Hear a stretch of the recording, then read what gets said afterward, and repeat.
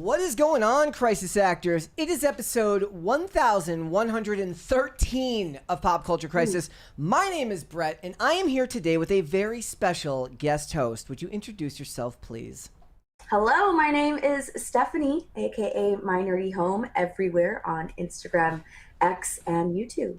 It is everywhere too. I was looking at it because I was like, do you call you Steph? Do you call you Stephanie? I'm assuming you don't want to be called My Nerdy Home because that would be weird.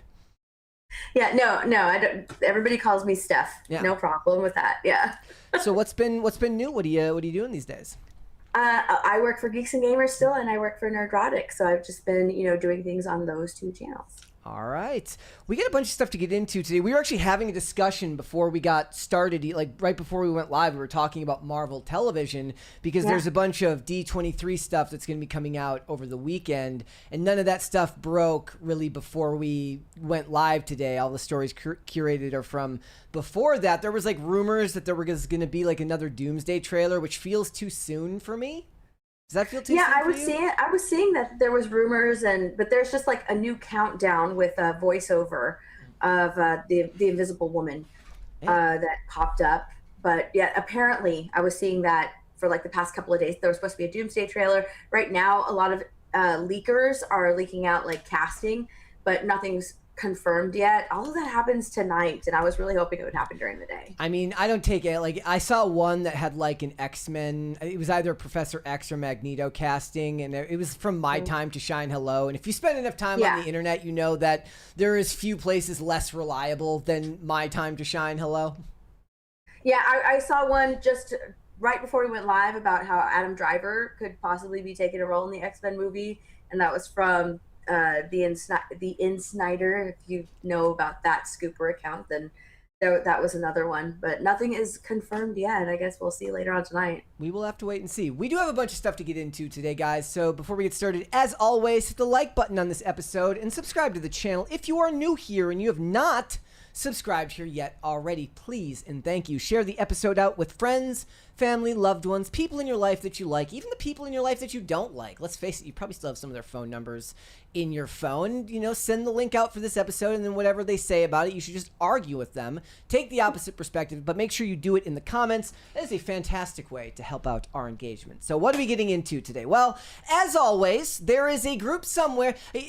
Let me actually roll it back. As you guys know, as we say all the time on this channel, no matter what time of the day it is, no matter where you are in the world, there is a women's summit going on somewhere. And there's something else that happens pretty consistently. It may not be every day, but at least once a year, there is a inclusion survey or an inclusion study being done by some group somewhere. The most common of that is the USC Annenberg Inclusion Initiative, which does their yearly survey on just how sexist, homophobic, and racist Hollywood is. And to let you know, the answer is always yes, yes, and yes. And the answer to the final question at the end is always simply, more work must be done, because that's what activists do. Well, they have released their most recent study, and they have decided to expose the fact that, you guessed it, women have been failed by Hollywood yet again in the year 2025. We'll have to wait for 2026, but we'll get into the 2025 information. It's very, very interesting. Actually, let me rephrase. It's not even necessarily interesting. It's kind of repetitive, but it's funny, and we'll talk about it. We were also going to talk about Zoe Saldana, who, oddly enough, seems to be the proof that USC is wrong in at least some capacity, because if you don't know who Zoe Saldana is, she is the highest grossing actor or actress in all of Hollywood. This woman that you probably don't know the name of, it's like $15 billion she's made at the box office because of Avatar and Guardians of the Galaxy and Avengers and all of that stuff. Well, she's calling out the media because, like the political hacks over at USC, she's pointing out the fact that whenever she goes to these to these summits or to these like these open speaking events where they talk about their movies and television shows, everybody else gets asked questions about their craft, about acting, about movie making, and they save the political questions for her because she is a minority woman and she finds it very, very frustrating. I'm sure she does. That would be unbelievably stupid and annoying, especially if you actually love what you do. You don't want to have to talk about that. So we'll get into that. We'll talk about it. Also, a lot of people, most people really enjoyed Spider-Man Brand New Day. It's going to hit $2 billion here very, very soon. It's looking at a $2.5 billion finish, likely to finish above Avengers Infinity War, which is absolutely insane. But one of the few complaints that people really had with that movie was the lack of consequences for Jean Grey as a character. Well, the writers have heard you, and they have decided to retcon. At least I take this as a retcon where they're saying, oh no, don't worry, nobody got hurt. And it kind of elicits a debate that I think really started when Batman used the Tumblr in The Dark Knight, where a lot of people, me included, found it hard to believe that with all the buildings being destroyed, all of the roadways being cratered, and all of the cars getting run over, that nobody died. But I guess if nobody dies on camera, then I guess nobody died. At least that's the take that they're having here from the writers of Spider-Man. They're basically saying, well, you didn't see the guy who got hit by the cab die, so he's alive. So we'll get into it. We'll talk about that. We've got a bunch of other stuff. If you're ready to go, Steph, we can go. Are you ready? Yeah, I'm ready. Let's do this. All right. Let's go ahead and talk about inclusion in Hollywood again, because that's what everybody loved. All right. Hollywood is in fact failing women. I know it, you know it, everybody knows it apparently. The USC Annenberg Inclusion Initiative released its annual report that analyzes the top 100 grossing films of the year for 2025, on-screen and behind the scenes representation of gender, race and ethnicity, LGBTQ plus identity, and disability. This is a statement from the head of the group. She's the lady who started the whole thing. Her name is Stephanie L. Smith. She says, while we've seen pockets of progress for women on screen, the pace of change has been slow. Year after year, many of the same patterns remain. Incremental improvement is important for achieving meaningful transformation, but after nearly 2 decades of research and advocacy for many groups, it is clear that the industry is content to wait for change to find them, rather than pursuing solutions. Your thoughts? None of it has been working for them in terms of box office revenue. And I think that focusing on all of these ridiculous initiatives and inclusion and all that stuff, instead of focusing on story and making all of your promotion for your movies about all of this inclusion and stuff, really just turns off the audience. The audience just wants to go and be entertained. They don't want to be lectured. So yeah, you're going to lose money at the box office, and that has been proven time and time again if you focus on all of those things that they want you to focus on, as opposed to focusing on a good story. So I think that Hollywood just really wants to make a lot of money back. So they're just focusing on story. Well, I mean, at least I'm being a little bit optimistic and say that they're going to try and be more story focused and story driven from now on. Here's some of the numbers that they gave us. Women and girls were 33.6% of all speaking or named characters, versus, of course, being 50% of the population. They say that this has barely improved from the 29.9% in 2007 when they started doing all of this. The lead and co-lead roles were 38 films were led by women or co-led by women, which is up from 20 in 2007, but down from the 19-year high of 55 in 2024. I think it's ridiculous that people are keeping track of that. It's like when casting announcements come out and people count the number of men versus the number of women in a movie. I honestly think it's ridiculous to keep track of those types of things. Just focus on entertainment. Focus on entertainment, and the rewards will come. More casting will come. It's just ridiculous people are keeping track of that, because that pulls away from entertaining your audience. The audience doesn't care about any of that. The average person, and the funny thing is that's kind of the I felt like Oppenheimer, whatever people, I'm sorry, The Odyssey, whatever people felt about The Odyssey was more of it was a statement on the normies and what they care about. And as I've pointed out before, my point was basically like, I don't think the average normie cares about race swapping characters, at least because they don't think about it on a daily basis. And especially for a story that they might not know very well. Maybe they would care with Batman because he's such a recent character, so it's going to matter a lot more. But for an older story like that, they're not going to care. And definitely for new stories where they're just they've created a new story whole hog and you don't have anybody to base it on, they don't really care what the character looks like or whether it's a guy or a girl. People will go see movies with Scarlett Johansson in it because they like Scarlett Johansson, because Scarlett Johansson is one of the closest things we have to a modern day movie star. She's up there in that list as well. I think she's either 2 or 3 in the top grossing. Number 2. Yeah, exactly. So, I think more than anything that there's like this weird charisma gap in Hollywood where there's only so many. And I was kind of pointing this out to somebody. The guy who played the head of damage control in Avengers Brand New Day, in Spider-Man Brand New Day, like I just felt like either they didn't give him the material to work with, because from everything that I've been told, that guy's like a really good actor, but it didn't feel like they gave him much to work with in the role, if I'm to believe that. Or it's because a lot of times they just don't hire people these days where it feels like they're all that charismatic on screen.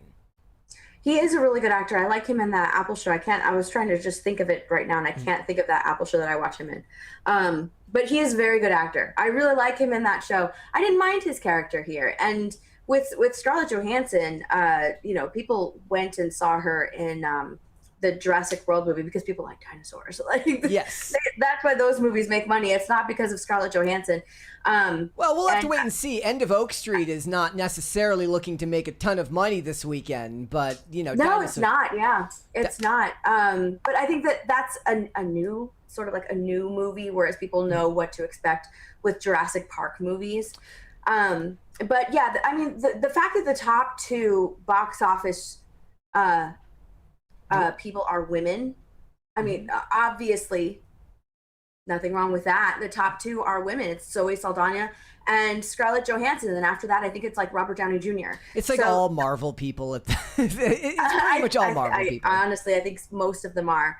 Actually, no, the third one is Samuel L. Jackson. Yeah, he's Marvel too. So we've got a minority and we've got 2 women, the top 3 box office earners. So I honestly think that, you put entertainment out there that people are drawn to, and there you go. You become incredibly successful. So if you don't, then your movie doesn't make any money, and it just becomes a flop. So I think all of these things are just ridiculous to keep track of. Let's look at the domestic box office. Since we're talking America here, since that's what they're talking about here, the domestic box office for last year, yes, number 4 would have been Jurassic World Rebirth. Obviously, that's much higher on the list. No, I'm sorry, that's lower on the list in the worldwide box office. But the domestic haul, $339 million. Wicked for Good is up there, and that's like that's the lesser of the 2. The other one is far more successful, and that was starring 2 women. Well, they're like both half a woman because they're so tiny, and they basically make a full woman. And then that's really the majority of it there. Avatar, the rest of the franchises are just kind of all over the place. And that's really the name of the game. They're all franchises. It doesn't have anything to do with whether they're men or women. They're just franchises that everybody's watching. Yeah, well, I mean, not only that, like Backrooms came out and that was incredibly popular. You didn't have this conversation surrounding diversity and inclusion in that movie. People were just saying that they liked that movie. Same with Obsession. Mm-hmm. You didn't have this conversation about how, oh my gosh, the lead actress is a woman, and the lead actors are white. You have a white woman and a white guy. There wasn't this conversation. Why? Because nobody cared. They were just entertained. That's it. Of those 38, I'm sorry. So lead and co-lead roles, 38 films had a female lead or co-lead. Now, of those 38, 15 featured a woman from an underrepresented racial or ethnic group. Only 3 featured a woman over the age of 45. Only 4 non-binary speaking roles were named across the entire sample. And of the LGBTQ representation, 36 speaking or named characters, which is like less than 1% total, which is unchanged from 2024, and 0 trans characters in all of those movies. Obviously, far more representation for that on television than there is in movies. Mm-hmm. Yeah, I think I read that. I think I read that same whatever they put out for GLAAD. Yeah, I was reading the same thing, and they were saying that it's actually dropped. And and I think that it's dropped because Hollywood has seen the reaction to it, and they know that there's no money in it. They tried putting out these movies. They're not even investing in it anymore either. Yeah. Because you had like one of the Wachowski sisters now saying that they're not investing in movies that are starring like all trans actors or something like that, and they see that the audience doesn't react to it. The audience doesn't want to be lectured. The audience they're just not supporting it because it's not something that they're interested in. We don't go to the movies for activism. We go to the movies to be entertained. I do find it hard to believe that Netflix doesn't have like $10 million just sitting around to give. I just think it's Lily Wachowski, because Lana Wachowski is the one that made that really, really horrible last Matrix movie. And nobody's really cared about the Wachowskis. Like, I never saw Speed Racer. That I've been told from some people that movie was actually okay. I didn't see any of the other stuff. And I was like, I love V for Vendetta, but they didn't really, I think they just did the screenplay. They didn't direct it or do any of the other stuff. They did the first screenplay for it, and that was in 2006.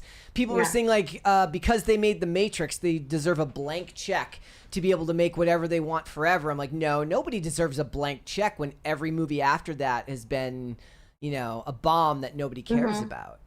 Yeah. Yeah. Oh, by the way, guys, here is the lady in charge. I decided to go look at the founder of the USC Annenberg Inclusion Initiative. It's Stacy Smith. She starts and runs the leading global think tank investing in investigating inequality in Hollywood and creating solutions for systemic change. Stacy L. Smith is the foremost disruptor of inequality in the entertainment industry and a recipient of the 2025 James Irvin Foundation Leadership Award. She's the founder of the USC Annenberg Inclusion Initiative, the leading global think tank studying issues of inequality in entertainment. Her groundbreaking research examines gender, race and ethnicity, the LGBTQ+ community, people with disabilities, and mental health across film, TV, and digital platforms, and the music industry. The initiative also performs economic analysis to investigate the relationship between inclusion and financial performance. That's what they want. They want you to read that and say, like, no, because the argument is always this. It's like, no, if you put more people, a more diverse crowd in the movie, that means more diverse people will go and see it.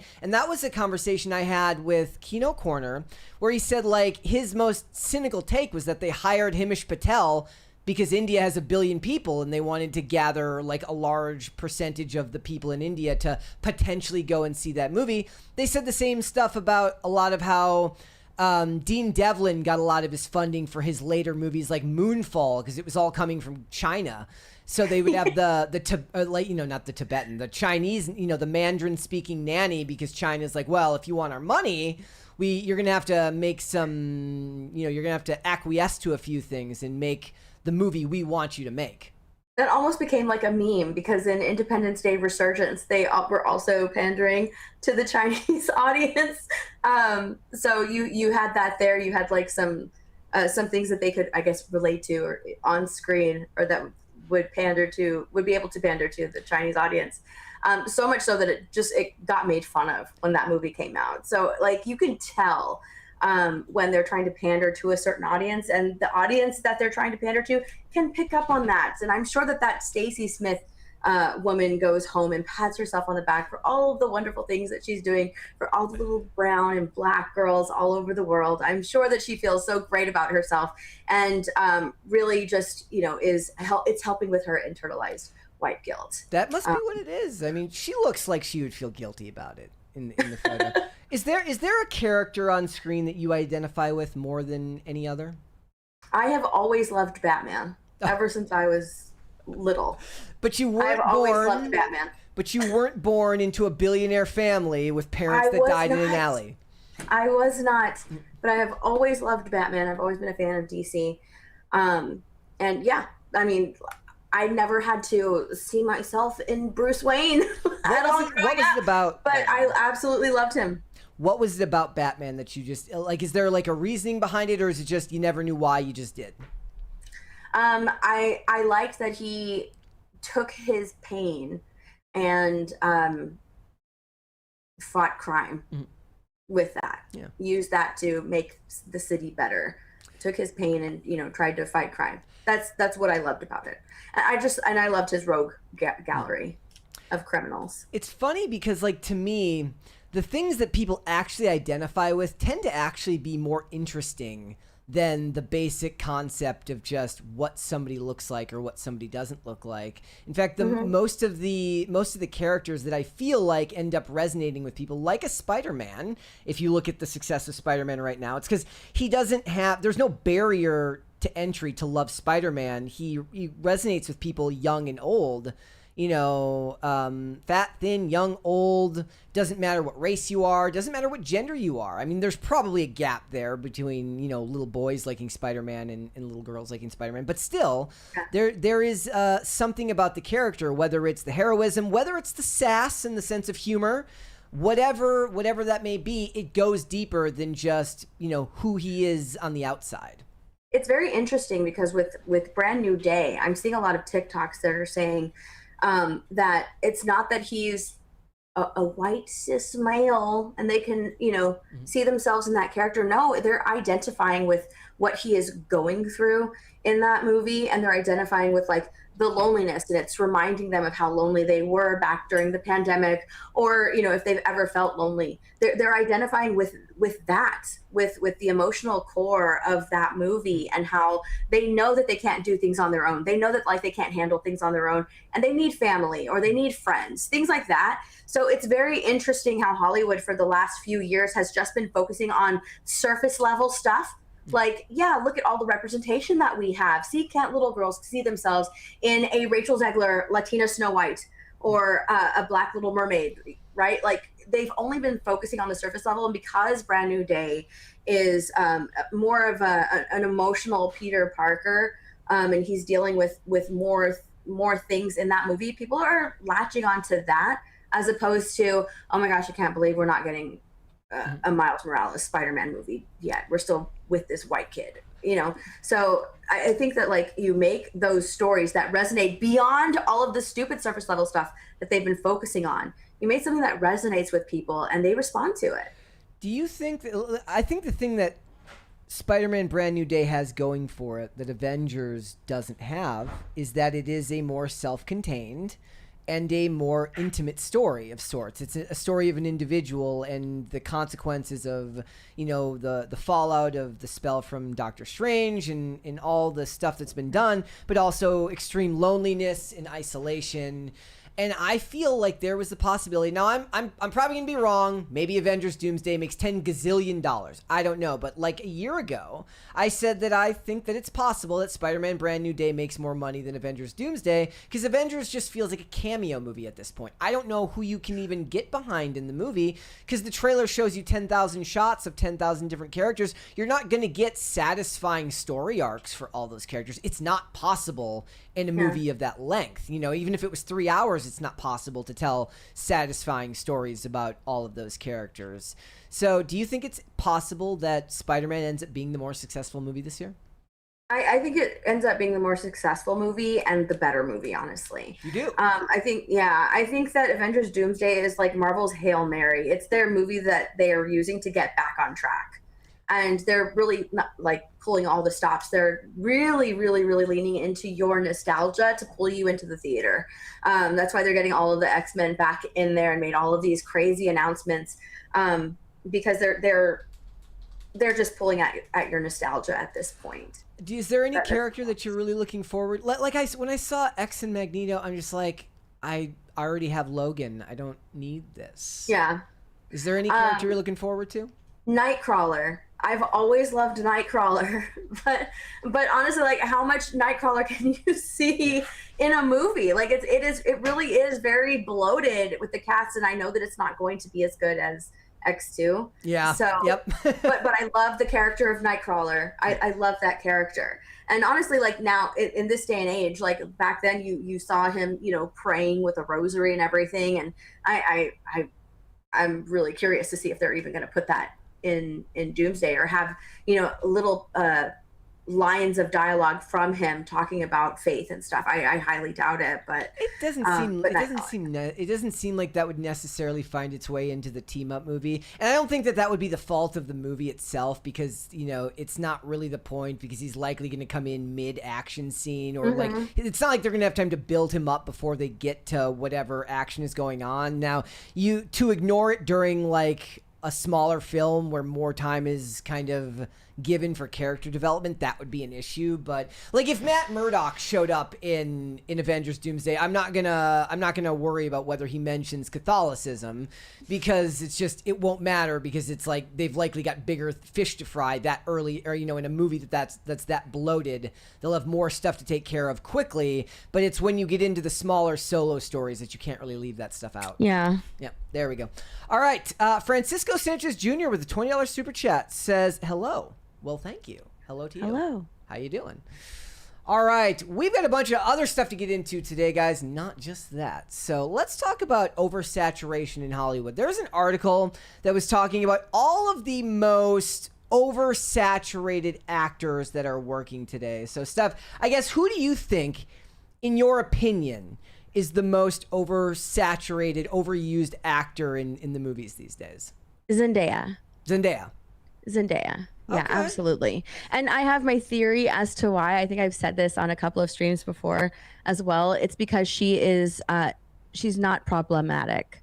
Yes, that's true. That's it. She's a non-problematic actor. She says all of the right things. She promotes the right way, and she's known for having incredible outfits on the red carpet. We are Zendaya defenders here. We are Zendaya defenders here, as somebody who has like, look, people complain all the time. Like, okay, my general position is I don't care what an actor says, even on a press tour. I don't. Like, if they say stupid stuff about politics, it's not going to stop me from watching a movie, and it doesn't affect my opinion of the movie in any meaningful way. At the very least, maybe I've just got brain damage, but I barely remember what they say. Most of the time, I'm like, that guy said something stupid once, right? Like, Alan Ritchson. I started watching Reacher season 4 yesterday. I'm like, yeah, he's an idiot, but, you know, this is the character, so that's fine. Zendaya is the least problematic of pretty much everyone in Hollywood. She's, I mean, she can't really act that well. At least that's my personal opinion. We did a segment on it yesterday, exposing the AI in that clip from Challengers. I said, with my limited sample of Zendaya movies that I've seen, like, I haven't seen the stuff that supposedly challenges her more, like I guess Challengers is supposed to be good, or the drama is supposed to be good, but for everything else, she's pretty much, it feels like she's playing the same character all the time. Guess what? Ryan Reynolds has made a whole career out of doing that, outside of a few rare exceptions. That doesn't bother me one bit. But this is who the list says are the most oversaturated actors in Hollywood. They've got Tom Holland, Zendaya, Robert Pattinson, Anne Hathaway, and Pedro Pascal. So, of these actors, who do you think, and I went just off the movies that they've got coming out this year, not just the ones that have already been released, but still have movies to release. Which of those actors do you think has the most movies coming out in 2026? I believe it's Robert Pattinson. It is a tie between Robert Pattinson and Anne Hathaway. So, Robert Pattinson has the drama. He had The Odyssey. He's got Primetime. He's got something called Here Comes the Flood. And he's got Dune Part 3. I didn't even know he was in Dune Part 3. Anne Hathaway had Mother Mary, Devil Wears Prada 2, The Odyssey, Verity, and End of Oak Street. And then that is... Oh, no, I'm sorry. Tied also with Zendaya. I was wrong. All three of those. Zendaya has the drama, Brand New Day, Euphoria, The Odyssey, Dune Part 3. I kept Euphoria in there because it was TV show. I kept everything. Most of them are doing movies. That was her one TV show. Pedro Pascal has 3 things coming out this year, and Tom Holland has 2. I don't feel like Tom Holland is overexposed on the big screen at all, really. I don't think so either. Yeah. I don't think so either. But I don't think that he's incredibly successful outside of like the Marvel movies, outside of his franchise movies. He's not a very successful actor. He's trying to be, though. I think that he's a very good actor. But outside of like the Marvel franchise and the superhero movies, I don't think that his Did you like movies Uncharted? do very well. Did you like Uncharted? His Uncharted movie? I didn't watch it. You didn't. Yeah.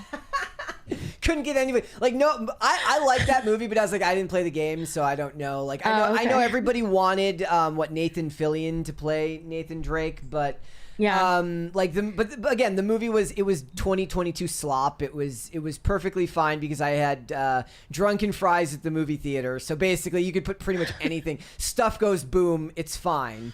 But like his, when it comes to Spider-Man and the Odyssey, and a lot of people disagreed with me on this, I felt like he was outshone in his scenes with just about everybody in the Odyssey. I didn't feel like he actually elevated the material, but that could just be my take.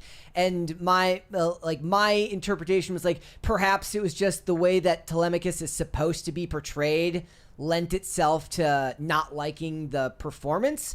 But I didn't think he was that great in that movie. Well, he performed it like a 16-year-old. He self-admitted he thought that Telemachus was 16 when in fact he's supposed to be like 21 or 22. So I think that that's why a lot of people had a problem with his performance, because he performed it like he was 16. He did like feel very like a immature. 16-year-old, like tepid, I guess is the word I would use for it. It was like, and then Anne Hathaway was dialing it up to 11 and going over the top, and there was like this like gap between their portrayals that just didn't feel real to me. It felt like two actors on opposite sides of the screen, bringing two different intensities and environments into the same scene, which felt awkward and weird. It did, but then with Anne Hathaway, you have like a frozen face because she can't really emote anymore with the amount of Botox that she's been, injecting into her face. So that's the problem with a lot of Hollywood actresses right now. Like they just can't emote because they're just putting so much Botox in their face. Out of that list of actors, I think that Robert Pattinson is probably the best actor in that. Yes, absolutely. Because with all of his roles, there's something different. I'm actually really looking forward to Primetime. When I saw that trailer, I could not believe like that was his voice. He's become an incredibly great actor.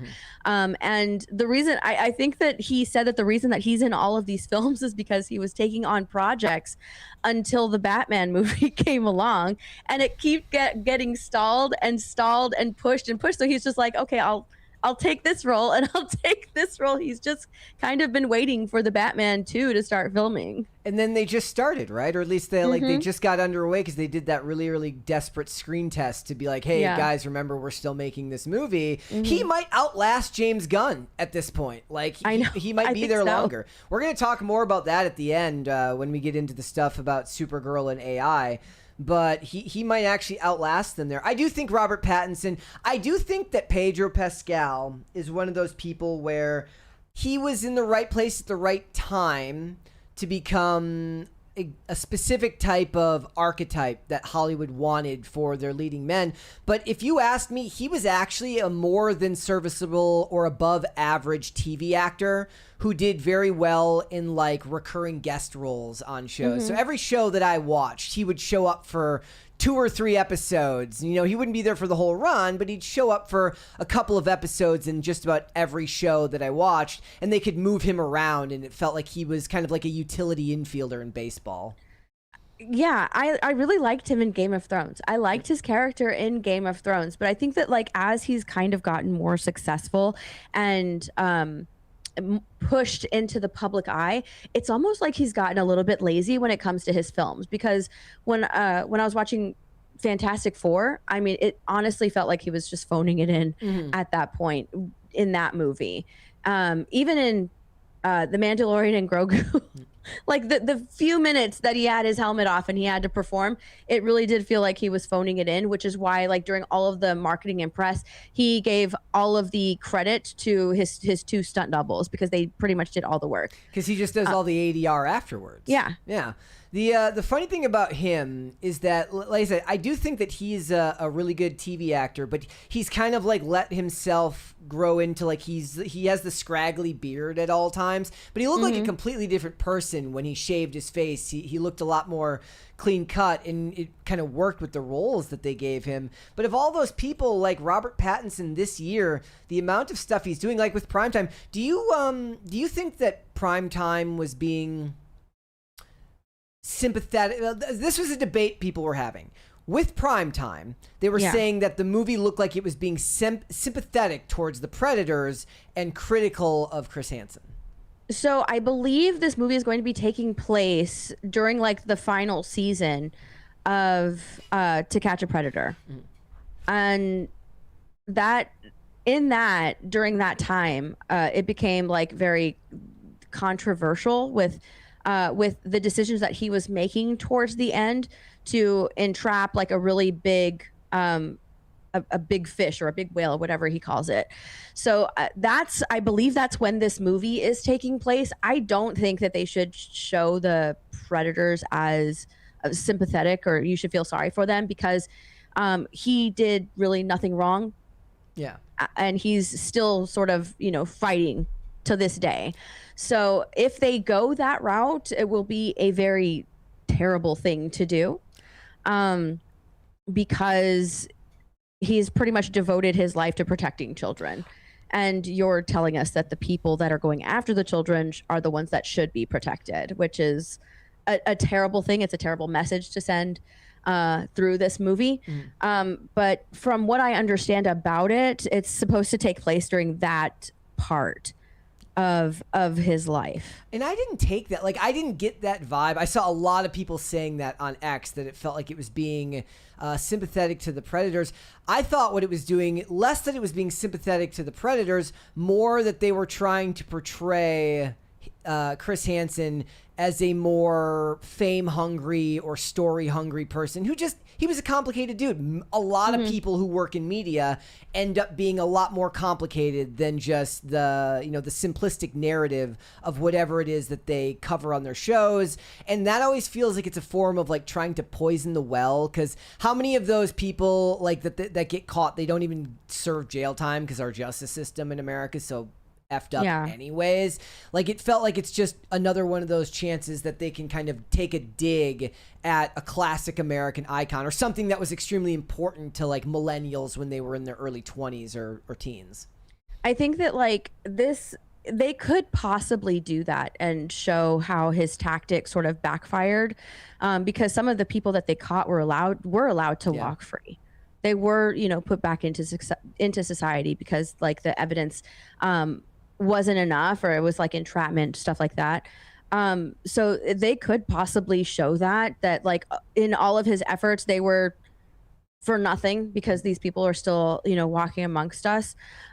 They could possibly show that, but from the trailer, it didn't seem to me as if they're showing the Predators as sympathetic. It did come off as he wants those ratings, because I believe from what I could unearth, I guess, from my research on this film, To Catch a Predator was only supposed to be like a few episodes, but it became such a huge phenomenon that they kept the show going.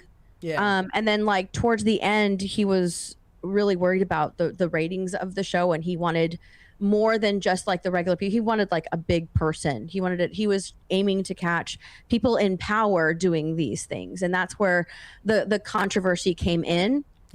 Because those people in power were being protected, and I think that's what this movie is going to show too.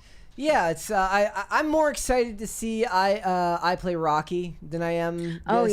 Like, as somebody who just, I would rather watch a movie about, it's a whole new subgenre of movie, which is about, it's like movies about the making of movies and stuff like that, which is a little bit art house for me. I'd rather watch stuff go boom. I don't know what Here Comes the Flood is for Robert Pattinson, but like, I don't know what that is either. And I don't know I didn't know he was in Dune 3 or even how much screen time he's going to be having this, but he really does need to get back to working on the Batman, because they can't even do like early Batman anymore, because he's like he's old now. Robert Pattinson isn't young anymore, at least not as young as he used to be. Did you like the Batman?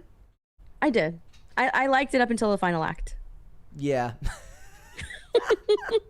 I like, we gave it like a 22-minute review, and I think I was just so starved for like anything at that time that I kind of talked myself into liking it. But like with most things at that time, it's just not something I would ever rewatch in any meaningful way.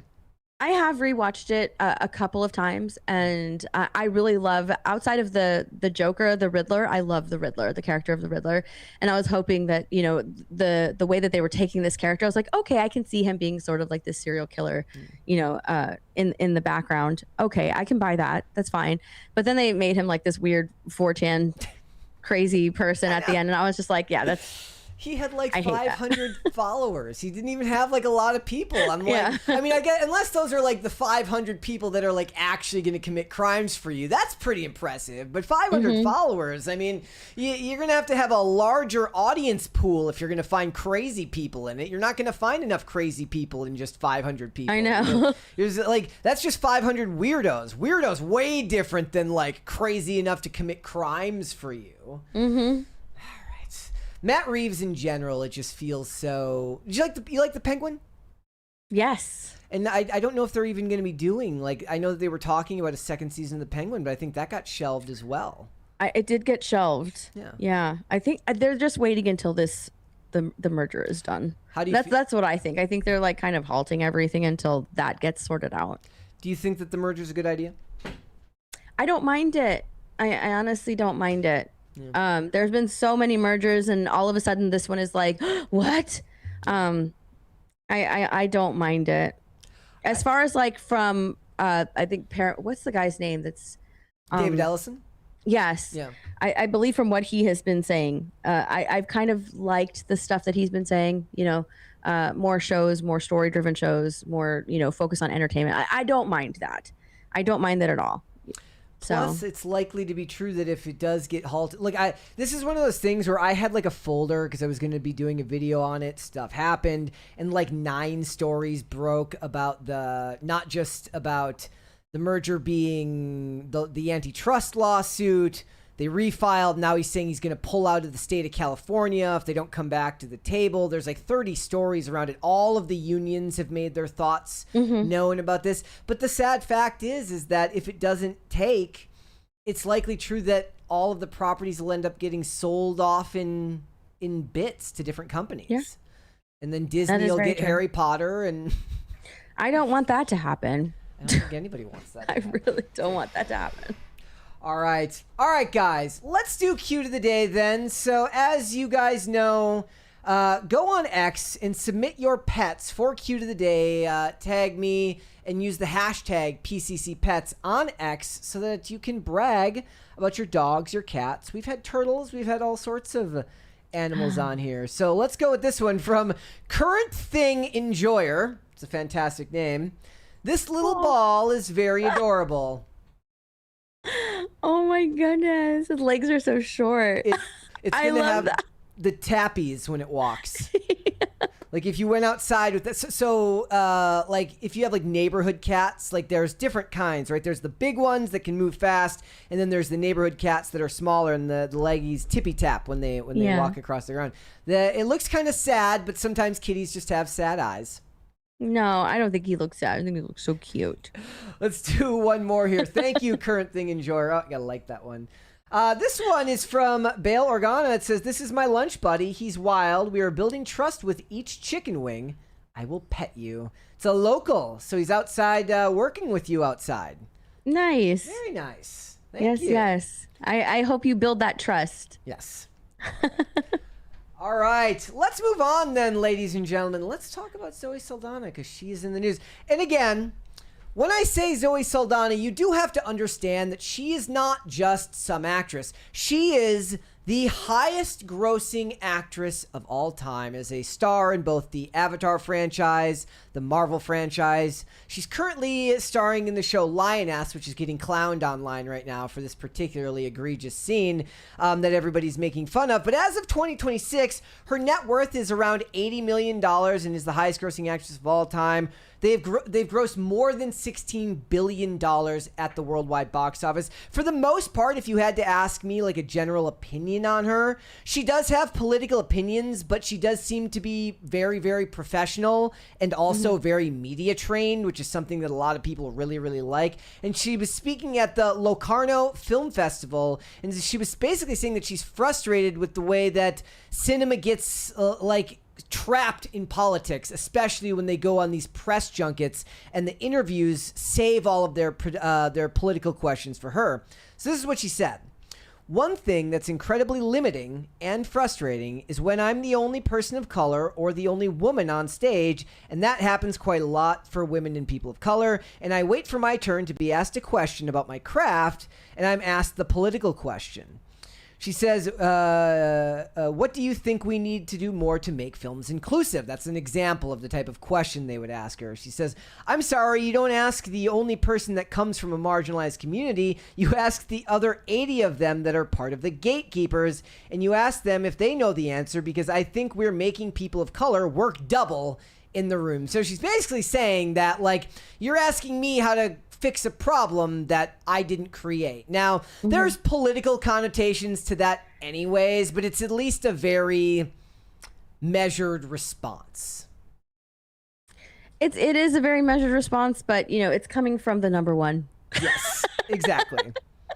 It's coming from one of the highest grossing actors, the number one top grossing actor, who is a woman of color and is also a woman. So I think it's hilarious, but you can't complain. You can't have these conversations be like the main thing coming out of Hollywood. And, you know, that being your talking point for the last few years, and then complain when you get asked questions about it. This coming off of her Emilia Perez Oscar win, which that whole movie was just pandering. It was just a whole movie about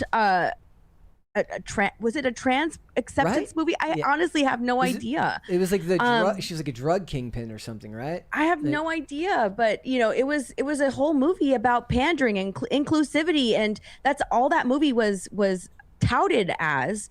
And then she won an Oscar for that. You know, she made a whole country upset about that movie, but completely just trucked them off to the side, didn't really care. Let's talk about my Oscar win.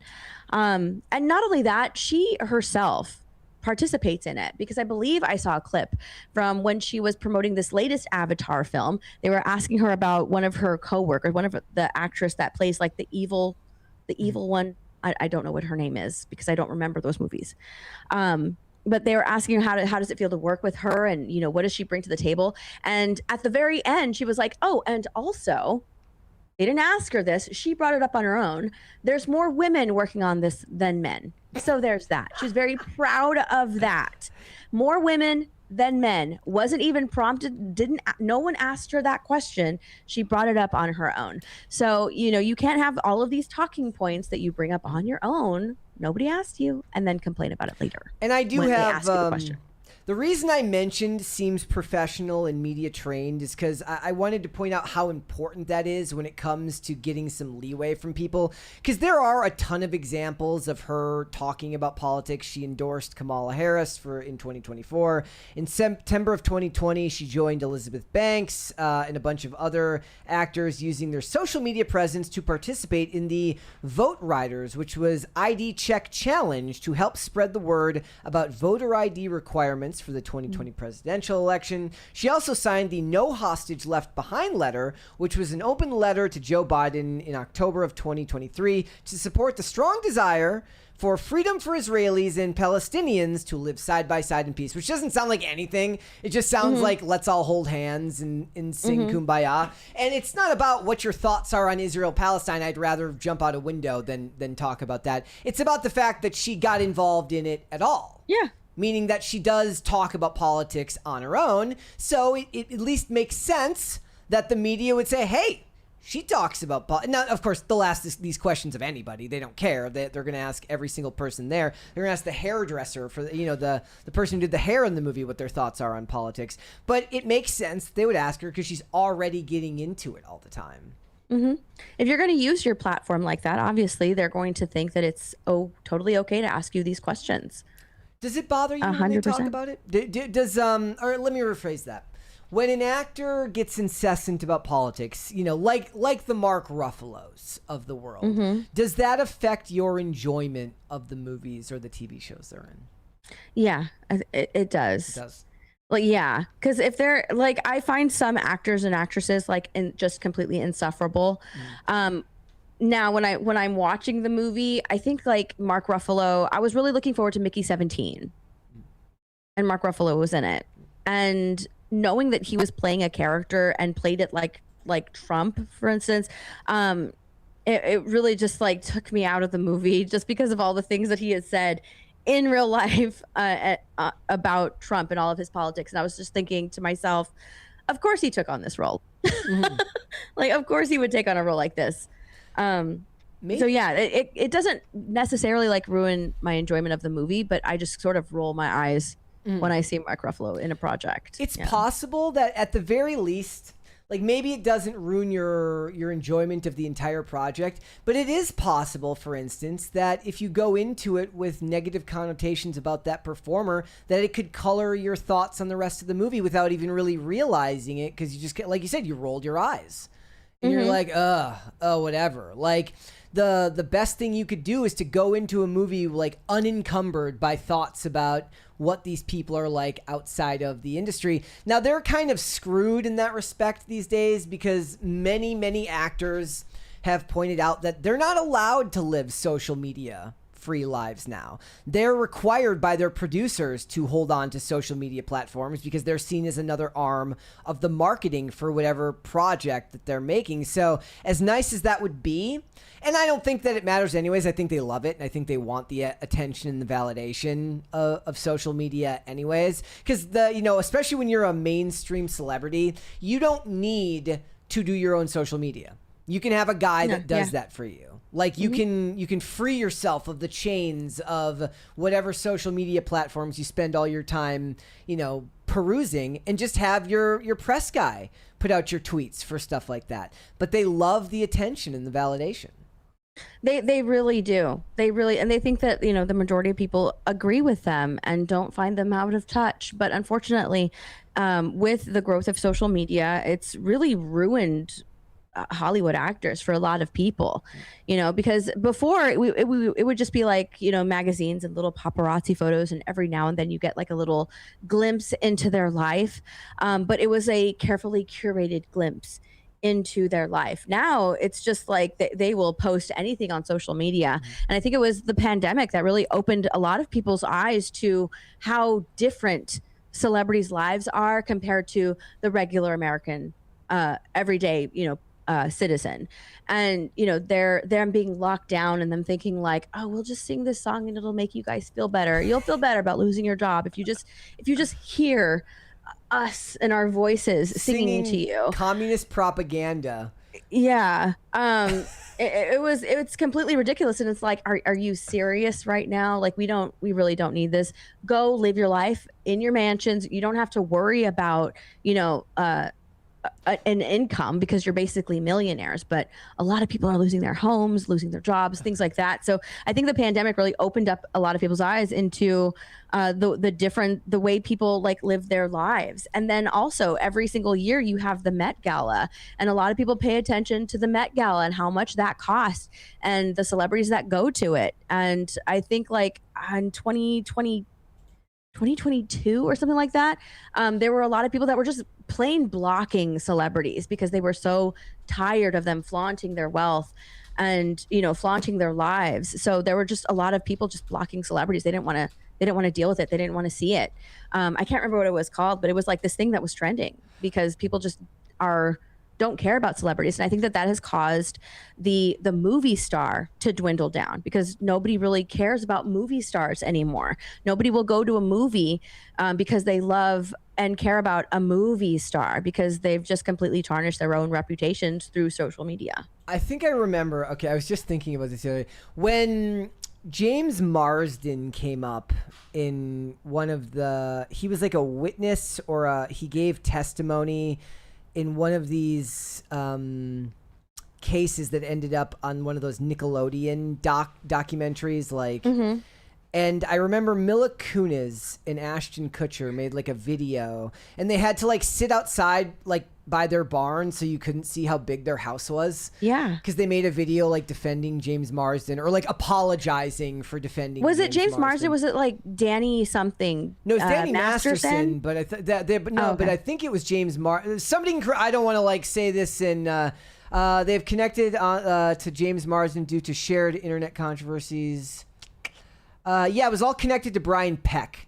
I don't think it. I mean, they probably did do stuff for Danny Masterson, but I don't know specifically about that. But I just remember that people gave them crap because they like changed where they recorded their next video, because now suddenly they were outside of like a barn, so it didn't look like they were in this huge mansion. And that's what was going on all through the pandemic with all of. I remember it was like the most modest of them was like Pierce Brosnan doing some interview, and I was like, that just looks like a normal sunroom. It doesn't look like he's got servants or anything like that. It's a modest looking home there. But people, my favorite thing was when Mark Ruffalo went out to picket in his poor clothes. He wears the sideways hat up top, like at the really annoying angle. It's so funny. His like clothes are all dirty. He's like, I need to look like one of the plebs. I need to blend in. This was the problem when we started making what do you call it, like not acid wash, like ripped jeans a thing. We started making everything the problem. Destroyer Tall Troll says it was for Danny Masterson, you dimwit. Well, you're a dimwit, my friend, but I don't know if it's if it was Masterson. It said that they were connected to James Marsden. Maybe I was misremembering that. Also, I saw you. Thank you, Leif Erikson says, I am audience blaming. I am not audience blaming. In fact, I hold the studios highly accountable for the fact that when their movies bomb and they don't have anybody to blame for themselves because the audience doesn't want to separate art from artist, I merely point out that isn't criteria that I use for it, because if I'm going to review a movie here, I try my best to not let whatever opinions I have about an actor color my thoughts on the performance. And to be honest, most of the time, the process of going to a movie is enough that it doesn't bother me, right? Like I'm swept up in the music and the sound design, the color grading if it's actually good and the music in the movie doesn't look like shit. Like that's usually enough to get me behind the movie. Like I said, I was watching the Hulk in Spider-Man Brand New Day, and I'm not thinking about Mark Ruffalo with the stupid sideways hat going out to campaign for Zoran Mamdani. Yeah, the Spider-Man, he didn't bother me in Spider-Man, but I think it's because I really enjoyed the story, so I was just following it along. Whereas in Mickey 17, I think I was just kind of like with the story. I was really hyped for it, and then it was just a bad movie outside of Robert Pattinson's performance that I was just like reminded of Mark Ruffalo. Yeah, that's it really does depend on the movie though. There's other actors where it happens. Like I really like Wendell Pierce. I mention that all the time, and he says stupid stuff about politics all the time. But The Wire is always going to be a thing, and I'm always going to watch it, and it's not going to really bother me, and that's true with a lot of actors today. And Alan Richardson, like you mentioned Alan Richardson earlier. I love Reacher. And I've always known that he was an insane leftist because I follow him on Instagram. I've been following him on Instagram since he was in Titans. So he's always kind of been like that. But it doesn't really take me out of the show when I'm watching Reacher, because I really do like that show. Yeah. I have to admit, I think that I've sung the praises of Reacher for a long time, but I've kind of come to accept that it peaked in season 1. Season 1 was really, really, really good. Season 2 was bad. Season 3 was... I didn't mind season 2. Season 3 was fine. But season 1 was just really, really good. And I think the problem is like, I didn't want to... I understand that the point of the books is that he travels around, so the cast is going to rotate. But I wanted to see him continue to interact with those characters rather than see him go to another town with another group of disposable characters. And I'm gonna watch the Neely spinoff, at least episode 1, but I'm sure it's gonna be very below average. I don't have a lot of hope for the Neely spinoff. She doesn't exactly have the same screen presence that Alan Richardson does. No, I don't think so. It is interesting that he's as religious as he is. Oh, is he? He's got a Christian YouTube channel. I didn't know that. Yep. It's called InstaChurch. Yeah, he's very much I'm assuming he's a Protestant, but he criticizes Catholics all the time. But he's one of those people that he's done everything in his power to just throw away any support from the people that would theoretically being the ones watching the majority of the stuff that he makes, because he's been typecast now as a specific type of actor. Yeah. I did not know that he had a religious channel or Yeah, didn't know that. All right. Zoe Saldana, big, very, very big star. Whether people want to say that she is or not, they don't understand that she is, of course, the highest-grossing actress in the world. Not even just actress, actor, because they don't like to use the term actress because they think that that's gendered. They don't like that. All right. Oh, Spider-Man Brand New Day has just become the fastest film in history to pass $700 million domestically. It is likely going to become the third highest grossing movie of all time. It's likely going to pass Infinity War and finish with $2.5 billion at the total box office, which is crazy. And I think that for most people, the biggest complaint that they had about this movie was Jean Grey, and what they felt was the lack of consequences for her actions. Before we get started, what are your thoughts on that? How did you feel about the character's portrayal, and how did you feel about whether she got the consequences that should have came for her? As far as the movie, I really liked the movie. I did not like that she was a sympathetic villain, no consequences for her actions. I didn't like that. She just kind of rode off into the sunset on a bus, no accountability whatsoever. If they're going to make her the villain, I think that you should just make her the villain. You know, you can deal with, you can make her a hero later on. But right now, if you're going to make her the villain of the movie, she needs to be the villain of the movie. So that's what those were my thoughts on that. I didn't like that there was no accountability. I didn't like that at the end Peter was just like, "You're not a killer," and saved her at the end. He says you're not a killer, but he like doesn't know that. Like, he's like, yeah, she had that tank driven through an entire city. Like, somebody died. I don't care what anybody says. It's just like when I say, when Batman drives the tumbler, I don't buy that when he shoots bridges down that suddenly nobody died. At the very least, I don't buy that he knew everything about what was up there and he just risked it anyways. Yeah, I mean, he says she's not a killer, but she was more than willing to, walk off the edge of the building and almost attempt to kill MJ. Like that, she says he's like, "You're not a killer. Were you not there? Did you not have to save your your ex-girlfriend because she attempted to kill her?" So I didn't like that. I really didn't like that part of the movie. I didn't mind her character. I just thought that like her redemption arc or whatever you want to should have been saved for a different movie. Yeah. The interesting thing is, this is what the writers said. Chris McKenna and Eric Summers have stated that Jean Grey did not actually kill anyone in the movie. Technically, says, "I think technically she's not responsible for any deaths, Summers told The Hollywood Reporter, but you come away with that impression certainly because she caused a lot of destruction." That's a problem in Hollywood. I think that that's become a problem with superhero movies in general, is that the pace moves so fast and the power sets are so ill-defined that you don't know who's going to suffer what, because people have buildings, fall on them and they survive, yet sometimes people die and you really never know. And I don't think it's fair to make the audience live under the concept of no body, no proof, because it's asking them to ignore their eyes, and it ignores like rules of the universe, right? Sure, Superman's not gonna die if a building falls on him. The same is not true for anybody in Superman's vicinity when bad stuff's happening.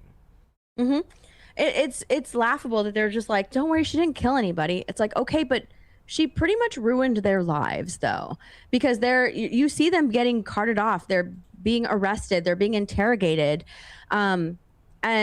and the other guy that got hit by the cab, he's basically pretty much injured. We don't know how injured he is, but he was an old guy and he got hit by a cab. He's pretty injured. That's also so she just ruined their lives. And then I was having a conversation with somebody else, and they mentioned the helicopter pilot, and how that person was like, pretty far away because Peter trapped them there, and they're like, "Oh, you have a limit."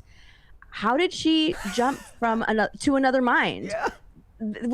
From there, because she was stuck. So when I was having this conversation, they're like, she had to have killed him. She had to have jumped out of the helicopter and into another mind. Yeah. In order to get somewhere else, in order to get beat Peter to MJ. So I didn't even think about that when I was watching the movie. Like that was something that I didn't even think about, because you don't see what happens to the helicopter guy. Peter just runs away or swings away. So yeah, I didn't even think about that. This is also, by the way, this is an argument that's normally made by leftists who really want you to feel sympathetic towards criminals because they're like, oh, Batman doesn't kill anybody, but he leaves you with $1 million in hospital bills after he breaks both of your arms and leaves you in the alley, right? For the cops to arrest you. So there is at least an argument to be made here or there that, okay, fine, you know, she didn't kill anybody, except for now your insurance premiums are sky high because you got hit by your cab hit somebody that you didn't try to hit them, and then the other guy's in traction in the hospital for the next 6 months because he's old, and they're just gonna kill him via medical debt. That's what they're gonna do. Yeah. It is a talking point for leftists. It's so funny. I think that like the fact that we want justice. Okay, we want justice for this criminal who's committing all of these criminal acts. Like she needs justice to be done. And the fact that I think that's why it bothers so many people, because there is no accountability. She doesn't get what's coming to her. We don't see the justice that needs to happen for all the bad things that she did in the movie. Instead, you're just like, oh, your sister died. Poor thing. Now I understand why you did all of these things. You poor okay, we'll just let you go. And they could have, at the very least, I think the argument I made is that she should have turned herself in, because it's not like they wouldn't have been able to, like, they couldn't have stopped her anyways. So she turns herself in, she holds herself in, she allows herself to be held in confinement. And then they get, Professor X comes and says, there's a path towards redemption for you. That's that would have been great. And they don't have to do that. That would have been fine. I wouldn't have minded if she went into a police station and turned herself in at the end. And we just that's the last thing we see is her just turning herself in. That's something that I wouldn't mind. I think that could have actually been really powerful if they had done that. Absolutely. Like she comes to terms with, what I did was terrible. I did do terrible things, and I need to suffer the consequences for that. I'm going to turn myself in. That would have honestly been a pretty noble thing for her to do, go turn herself in. But we don't see that. She just rides away. And then you're meant to feel sorry for her. And my theory, my reasoning for it is because they know that in the future, she's a part of the X-Men and she's a hero. So they don't want you to walk away from the movie with her being a villain, like a flat out just a villain, because she's supposed to be a good guy in the future. But that hasn't happened yet, right? Like I don't mind her going and turning herself in. And then in another movie, we see a different path for her. She accepts a different path for herself. And she wants to be better to make up for all of the bad that she did in this movie. That would have been great to see, but instead, no, we don't get that. There's also an argument to me. I forget who said it earlier. It might have been Robert Meyer Burnett, but I don't know for sure who it was. Somebody said something, and I apologize if it wasn't him. Said it does actually give a great argument for why the mutants would be feared in future movies. Her actions will explain why people are so damn scared of mutants once they get into X-Men movies. But that might not even necessarily be true. If mutants help defeat Doom, then they've just kind of proven, then we're right back kind of where we started. So we got 20 here from Not That John Stewart. Says she can just let go of a mind and return to herself if she wants to jump to another person. Then the 33-foot rule applies. Still bad writing. Well, she still stuck him up there in a helicopter. Yep. Yeah, and I was like, how do they get how do they get them down out of the helicopter? Do they just have to like how do they rescue them? I want to see that episode. I want to see that show. We were talking earlier about I never watched it, but there was a show called Powers that was about like the insurance company that pays the claims on superhero for all the superhero damage in the city, because a city gets destroyed. It's like, who pays to clean the city up and get everything back to normal? All right. Oh, there was a person here who's there was a fan on Reddit who was talking about it. This was them talking about Jean Grey. They said, I audibly gasped when that poor man was made to step in front of the car to oncoming traffic. I looked around the cinema to see if anybody saw what I saw, but to my surprise, the scene just went on and it was not addressed at all at any other point. Did he die? Did he survive? That felt really dark and unnecessary, especially without any resolution or closure. Yeah. Do you feel like Batman falls into the same category in recent movies? Because that's the character that I feel where it felt the most prominent to me, because I rewatched the trailers today because I haven't seen it in a while for Batman vs. Superman, because they went really hard at Batfleck for killing people, mainly because of his use of guns.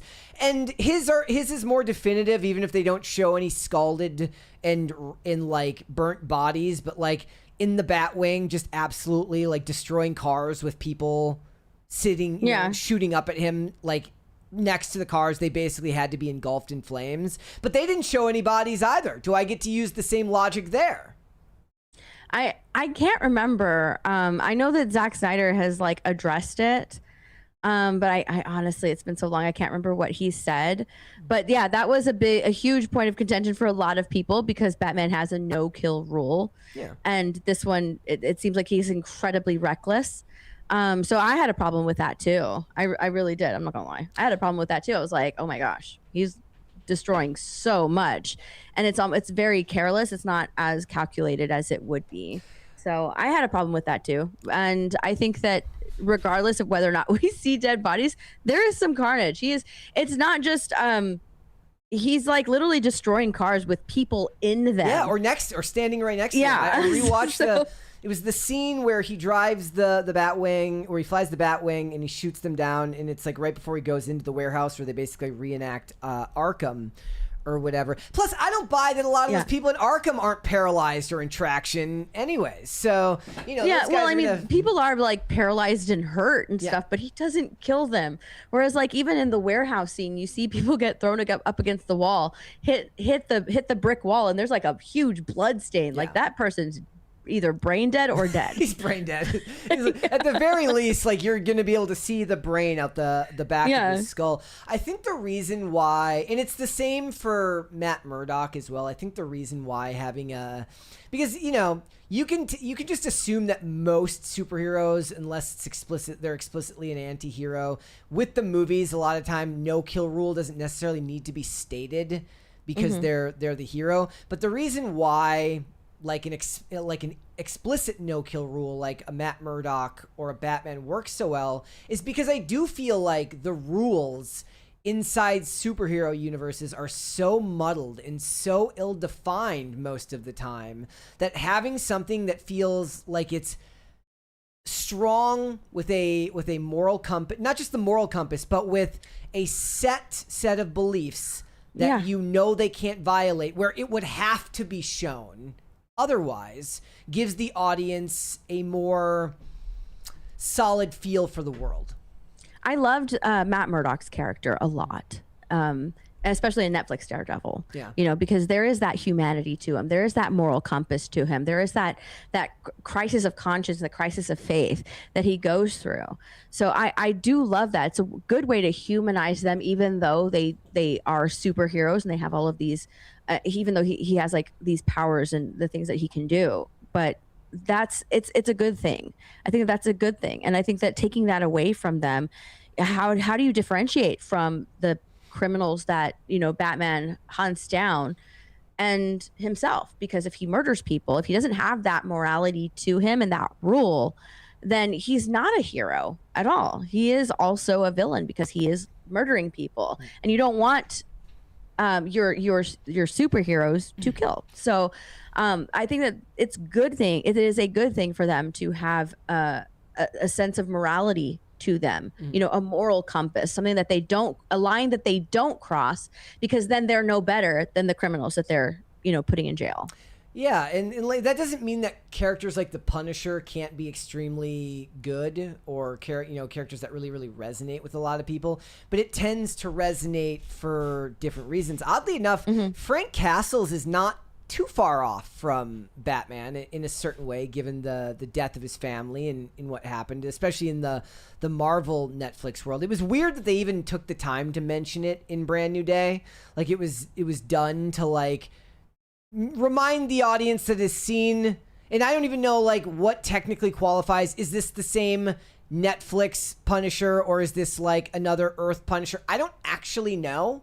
if he counts as the same Punisher that was in Netflix Daredevil, because it's like I refuse to believe that there's like a clean timeline that explains it all. It all feels so different. I think like the Punisher with in current like Disney Marvel is it's just a Marvelized Punisher. I don't think it's the same one. But with like his backstory and everything, I think like every single hero goes about things differently, but within their own moral compass, right? Within their own beliefs, within their own system and way of doing things. And I think that as long as they stay within whatever morality they set for themselves, then that's totally fine. Because they went through the same things, but Castle went a different route with it, right? As opposed to Bruce Wayne. So, but I think that there are still lines that they won't cross. So there's still a set of rules that they make for themselves, or a moral code that they make for themselves. And that's what sets them apart and differentiates them between each separate superhero. Yeah, it doesn't feel like a lot of the movies that come out these days take the time to address those types of those types of rules for the characters. All of it just kind of seems like the same generic slop over and over again. Like, I don't remember a single thing about Captain America Brave New World. Not a single thing. But I remember Steve Rogers' moral compass and his approach to it. And that's actually one of the reasons why Civil War works so well, is that you actually had two opposing arguments from both Tony Stark and Steve Rogers. And if you went to any internet comment section talking about that movie, there were people generally in support of either side. Yeah. And it worked. It worked. Yeah. I didn't watch the new Captain America movie, so I don't blame you. Yeah, I didn't watch the new one, so I have no idea. And I didn't watch the Falcon and the Winter Soldier either, so like other than a couple of clips from each one, like I have no idea. But with Steve Rogers, it was really refreshing because, he has those old values still has those old values, and it was very, very refreshing and different.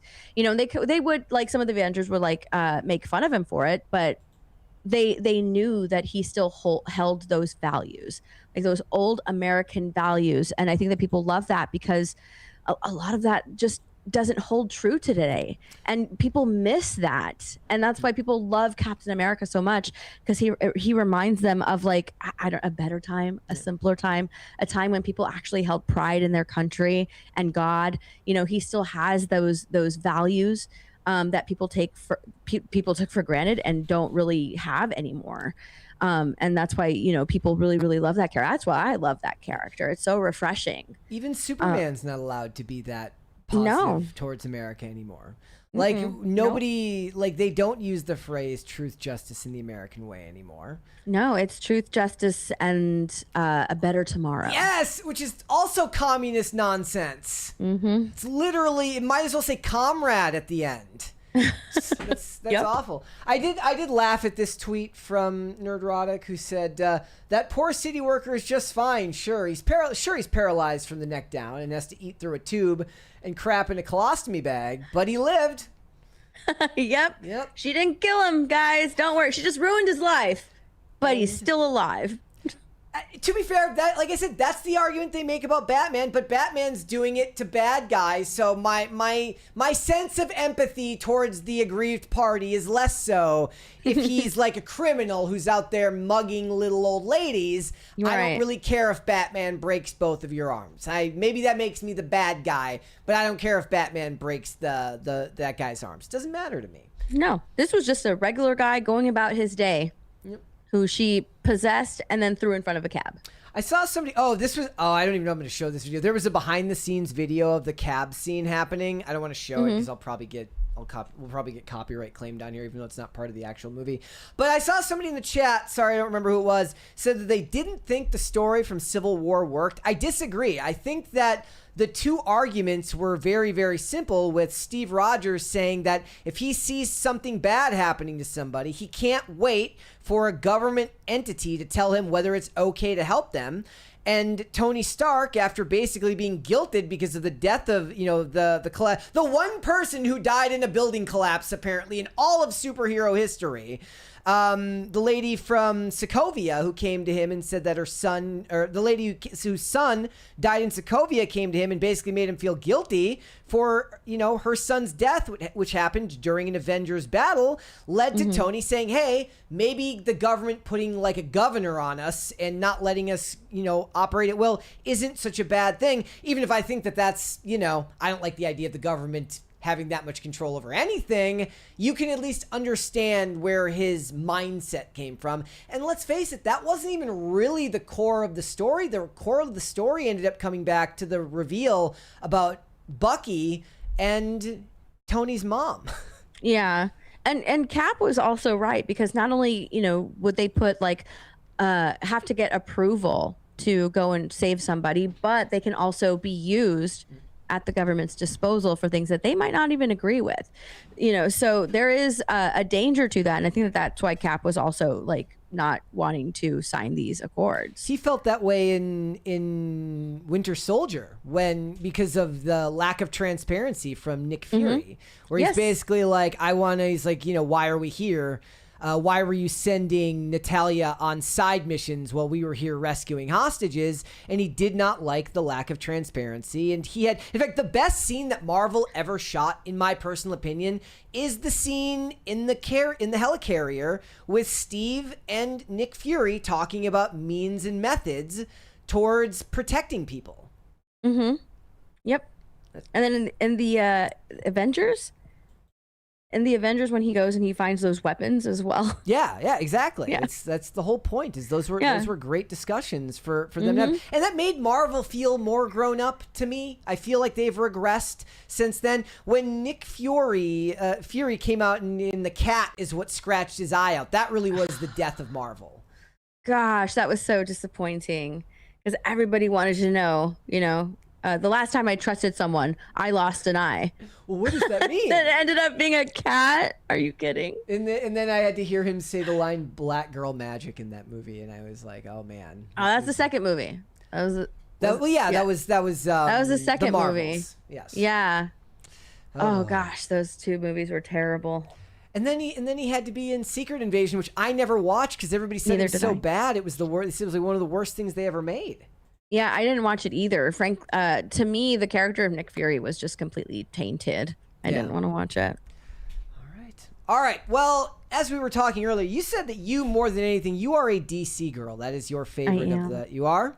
Yeah. How are you feeling about how James Gunn is doing right now? I don't really like it.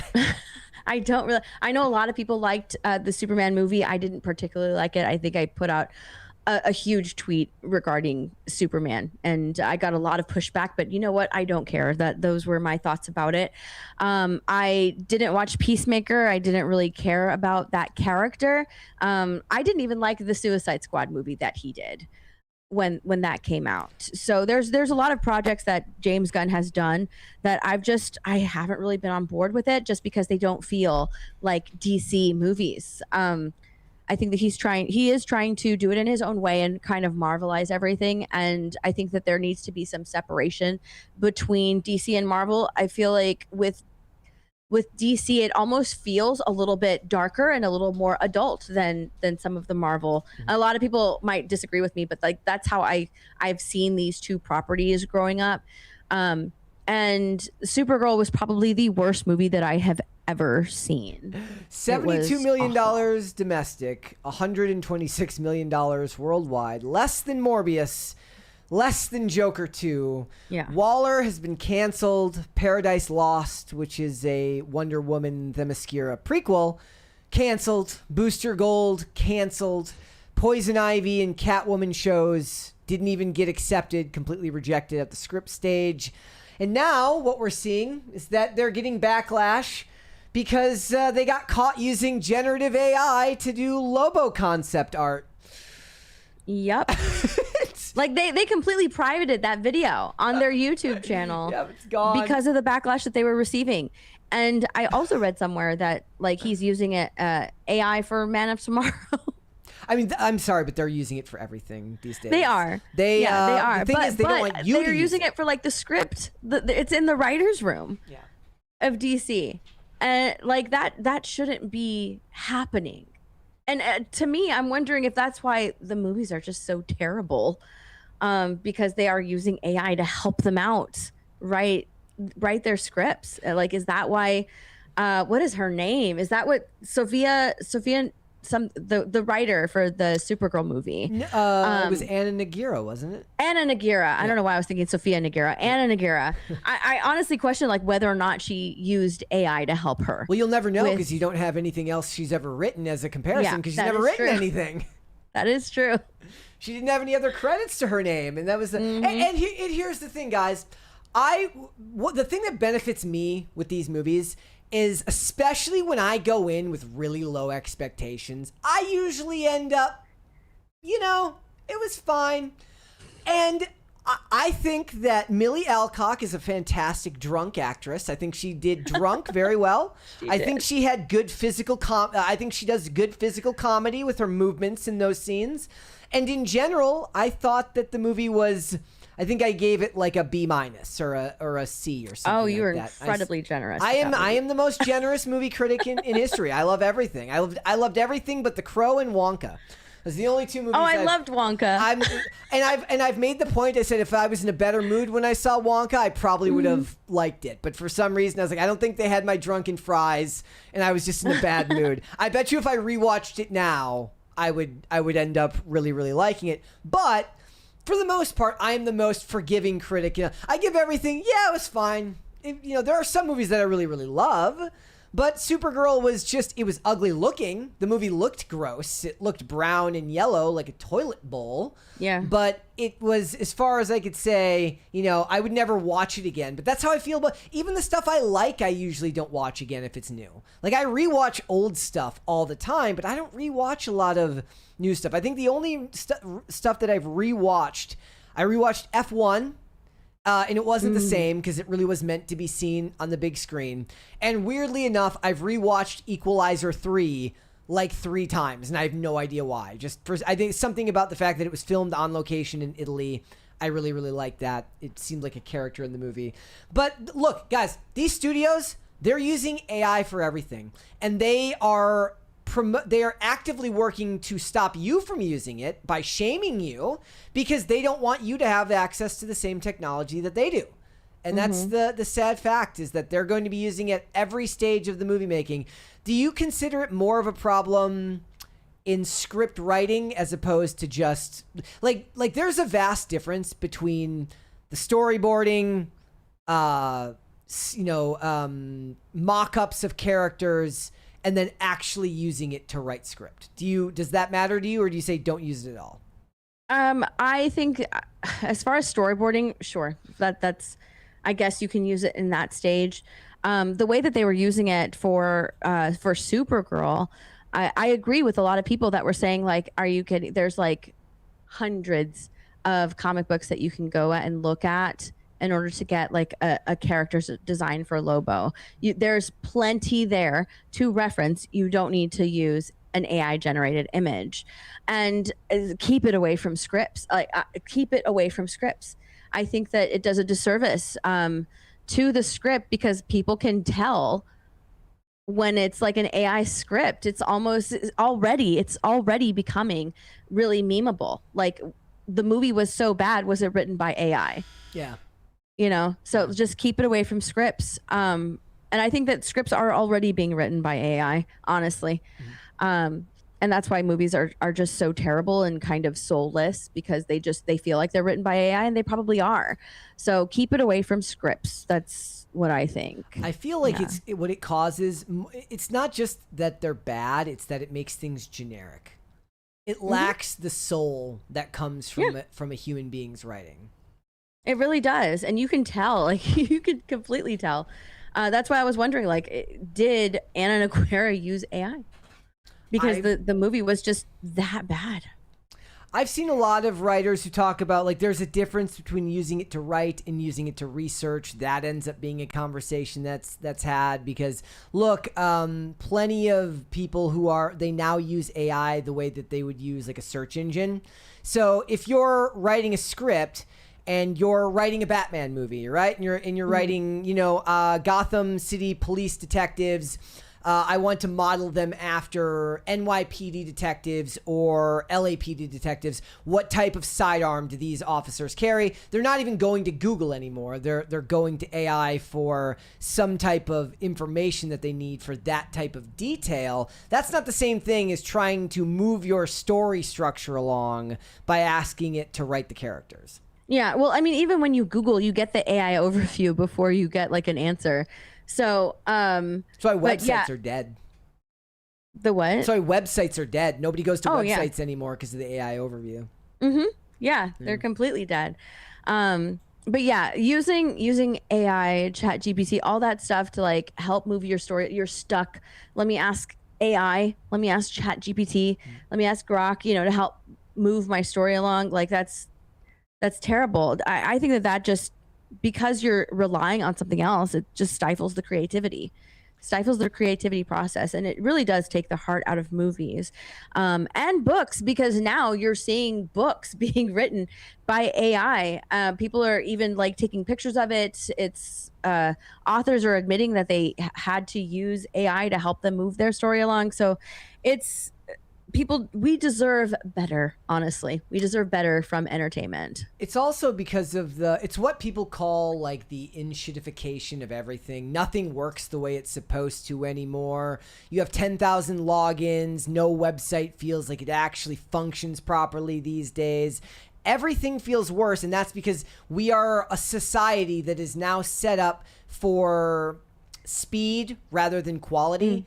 And for Hollywood, it's bloat and it's excess, and they have to get everything done really, really fast, and they don't have the time or the inclination anymore to take the artistic approach, which is why I always laugh when the celebrities talk, when the actors and the creatives talk about Hollywood and the creative process and funding for their movies. I'm like, you're cattle to them. Like, it's not about the art. Like, I'm sorry, but it's not. Like, if you cared about the artistic integrity of the projects you're working on, you'd go make your indie film and you do that. Or or if you're successful, like a Scarlett Johansson, and then you make, generational wealth, you can have that money and do all the art house projects you want on the side, because you've made your money. But the studios don't work that way. There was a post yesterday, and I think I mentioned it on the show, when they were talking about Lily Wachowski, and they were like, she should get a blank check to make whatever movies she wants. Okay. First of all, no, because nobody has that, outside of Christopher Nolan at this point. It doesn't seem like any director is really going to get that type of a blank check, because he keeps delivering one after the other.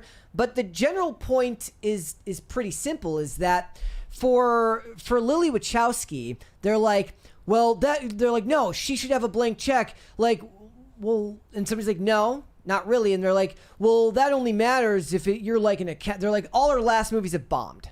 Basically, they're like Speed Racer bombed. All her other movies have bombed. What was the other one? The Jupiter Ascending. All of them bombed. They're like, well, that only matters if you're an accountant. I'm like, who do you think gets the budgets for these movies? It's literally the accountants that are doing that. It's very annoying. They really just think that they deserve everything. That's it. They deserve everything and give nothing. It's an entitlement thing. And with those specific groups, because they've been catered to for so long, they gain this sense of entitlement. And I'm a part of this group, so give me money so I can make my movies, or I'm going to start complaining.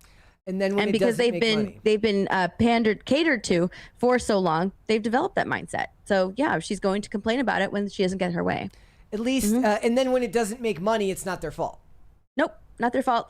People just don't have that right mindset, or everybody's just a bigot. I remember this was an argument they used to make in the comic book industry, when they'd say, like, well, I don't make comics for the viewers. I make them for the shops. That's my customer. That way, and the shops buy the comics, and then the comics get bought at the shops by the customers. So they pretended like they shouldn't feel beholden to the people who actually buy the comics, because they're freelancers anyways. What does it matter? I'm like, I sell to the shops, not to you, which is insane. That's kind of how movies have felt, because it's just like, who is this movie for? Yeah. Who's going to go and watch these movies? How come these movies are failing?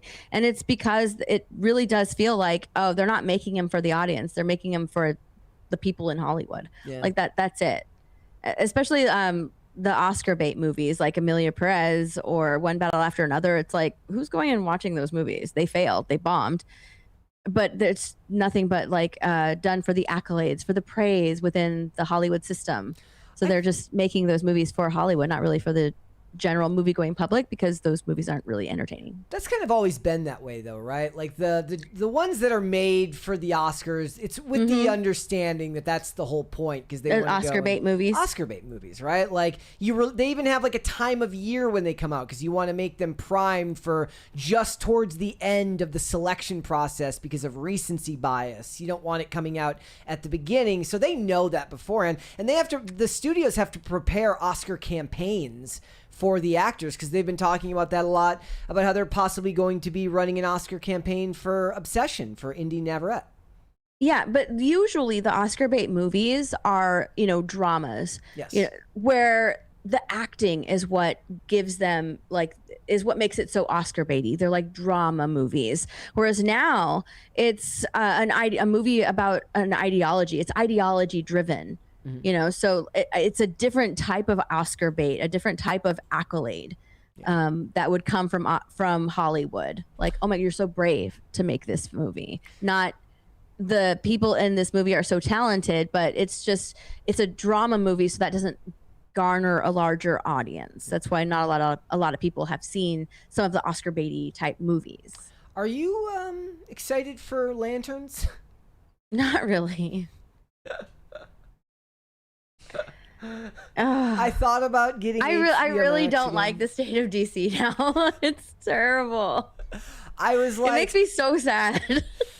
I was like, maybe I'll get HBO Max again for a month and watch it. And I'm just like, it looks so dull. It looks so fucking like. There was a tweet today that said like they were like, Kyle Chandler's Hal Jordan is better than Ryan Reynolds' Green Lantern. I'm like, okay, high bar you're setting for yourselves there. Know. But still, that movie wasn't really all that bad, especially by today's standards. A 2011 superhero movie is invariably likely better than 90% of 2020 era superhero movies. I know. It's almost like it's just we had it so good. We didn't know how good we had it when compared to all of the stuff that we're getting now. But no, I'm not really looking forward to Lanterns. I didn't like the trailers, none of the trailers. I didn't like the sneak peeks. If they wanted to make a show like True Grit, then don't call it Lanterns. In 2013, I just picked a random year. 2013 superhero movies: Iron Man 3, Man of Steel, Thor: The Dark World. Well, we'll leave that one off there. The Wolverine, and Kick-Ass 2. Okay, I picked a bad year.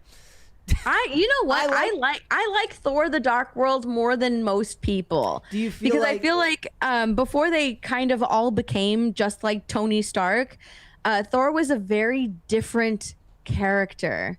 Yeah. And I really, really liked that about him. He was very, very different. Grew up in Asgard. It was more of like a god. And I liked that movie more than all the other ones, just because it was so different, because it was like a different type of character. You just go through all these years. Here's the 2011 movies: Thor, X-Men First Class, Green Lantern, Captain America: The First Avenger, The Green Hornet. Well, and those all came out that year. I never saw Green Hornet. That was the Seth Rogen one. I didn't either. Yeah, Seth. I don't like Seth Rogen. No, well, so the other day we did a video on him. I think we were talking about, it was probably to do with weed, like, because he's made weed his whole personality because he's a dork. We were talking about Seth Rogen, and somebody left a comment though on the video and said like, who? I'm like, oh come on, you know who Seth? Like when people leave comments and say to Zendaya and say who, I'm like, okay, maybe I buy that, but I do not believe that you don't know about Superbad or like anything else that Seth Rogen has written. Yeah, I know about Superbad. I've seen Superbad.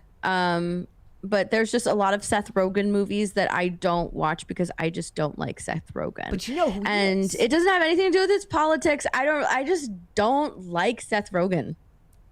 I feel like he's the type of person that you either like him or you don't like him. I fall on in the don't like him side. I don't like his voice. I don't like his laugh. I don't like Seth Rogen. 2015 has a good example to the contrary. That had fan four stick, so we'll leave that one out there. That doesn't necessarily hold up to the scrutiny that we're applying here. But Ant-Man, perfectly fine. Avengers: Age of Ultron, the worst of the Avengers movies, is still better than most of the stuff coming out these days. So you know what? It's fine, and it's still better than 2026. In fact, I bet you I'm gonna go watch Fan Four Stick this weekend. I don't know if we have Disney Plus still. Oh no! I'm gonna rewatch it, and I bet you I rewatch it, and I bet you I'm like, this isn't nearly as bad as. I know you're gonna like it. I probably will. I'll probably be like, you know what? At least they had a good, they all had fun. I am to movies that women are to sports. Women, they go to a Super Bowl party and they're like, I just hope both teams have fun. With movies, I'm like, they all look like they worked really hard on it. All right, guys, we've got super chats to get into, so let's do that. And also pray for Stephanie, because we're gonna ask her to watch Lantern. She should watch Lanterns. You should review it. You should review it. I know. I'm going to watch it anyway, so I probably will end up reviewing it. Shane H. Wilder says, Happy Friday, Brett and Steph. I discovered a celebrity game show called Nation's Dumbest. I have discovered that JoJo Siwa is smarter than Andrew Yang. Oh, God. Bro, you need to explain what that means. Because Andrew Yang's not somebody I would ever vote for, but you know what? I guess the guy you wanted, UBI, probably isn't that smart. But I don't know who that is. I know who JoJo Siwa is, though. Andrew Yang ran for president in 2024 or 2020.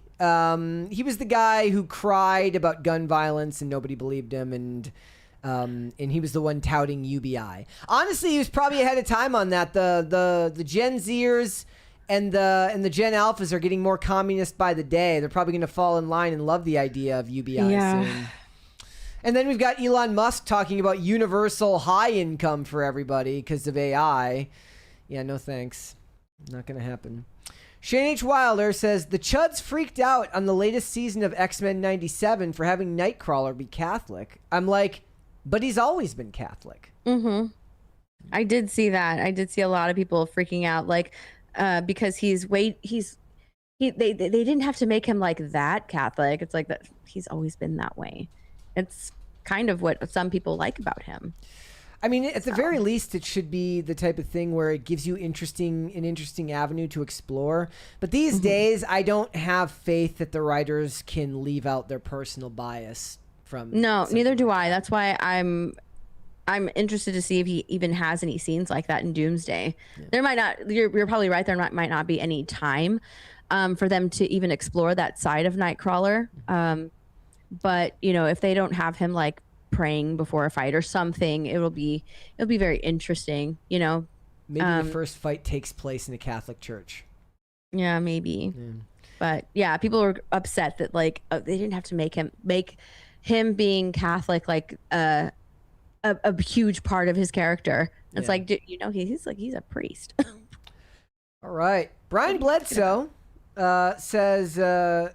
Funny how Thunderbolts was mocked for defeating the Void with friendship, and Spider-Man does the same and makes $1 billion in a week. Obviously, there are more reasons than that, but just something I noticed. I think that it's handled differently. The Void was, they solved the problem with a hug, which was kind of weird to me. I mean, that's like it was basically Peter and Jean. They're sitting there, and he's like, "It's gonna be okay." And look, I've had trauma too. It's not the same, but they what would you say? They connected on a certain level, as like she started to understand Peter, therefore she kind of came around. Yeah. And Peter, it wasn't like total depression. It was loneliness as well. So the Void, the Thunderbolts was like dealing with like depression, and it was solved with a group hug. And these are your next Avengers. Like it was just a worse story. I think this was a lot better. It was done a lot better. Also, this proves my point, which was I had a point that I made when we talked about Supergirl on here, where I said that the problem is that every time Superman was on screen in Supergirl, I wanted it to be a Superman movie and not a Supergirl movie, because I feel that David Corn Sweat does have a good... he has an inviting charisma about him. Whether you like the performance or not, it's still leagues better than the rest of the movie that we were watching. And the problem is I didn't feel like I wanted to see Superman in a Supergirl movie. I wanted it to leave the Supergirl movie and be in the Superman world. And I felt like the same thing is true. I have never liked Yelena in anything I've seen. Mm-hmm. I liked her fine in Spider-Man, and I feel like Spider-Man elevates the people around him. Now, you may not like those scenes, but I guarantee you will probably like the scenes with her in that more than her in anything else that she's in. I didn't really care for her scenes at all. Okay, if you had to choose between those scenes or Yelena in Thunderbolts, which ones do you have to watch? Keep her in Thunderbolts. Okay. Oh, just keep her away. Okay. Just keep her in Thunderbolts, yeah. All right. Manic Mustache says, late as usual, but apropos to controversial, remember when Michael Jordan tried to revive the mini mustache? You said to the mini mustache, but you say, did he do that? Did he try to do like what is mini mustache? Not like a Hitler stash, right? You're just talking like it's just like thin? Was it a thin mustache? A thin mustache? Does anybody believe that Michael Jordan only went to play minor league baseball because he got suspended from the NBA for gambling? That's what I always heard. And then he didn't retire? No, the conspiracy is that he got suspended from the NBA and they kept it quiet, so he went and played baseball. They had to have a reason for him to not be playing, so he went to play baseball in the meantime. That would be a fun conspiracy. See, that's something they should make a movie about. Do an alt-world Michael Jordan movie where he actually did get suspended for that reason, but in this alt version of it, he gets really good at baseball and makes it to the bigs. That would be interesting. I would watch that. We have a 20 from Not That John Stewart who said, Peter went Goodwill Hunting on Gene. It's not your fault, except it very much was. True. I rewatched It's not your fault. It's not your fault. Ended with a hug and a cry. I rewatched Goodwill Hunting like I was out sick for I had like really bad bronchitis. I couldn't speak for like almost a month. And I watched Goodwill Hunting for like the first time since I was like a teenager or whatever, however old I was when that movie came out. And I just was like, they don't make movies like this anymore. If they do, I don't know where they're making them. I guess Ben Affleck could still be making them because he makes all his own movies these days.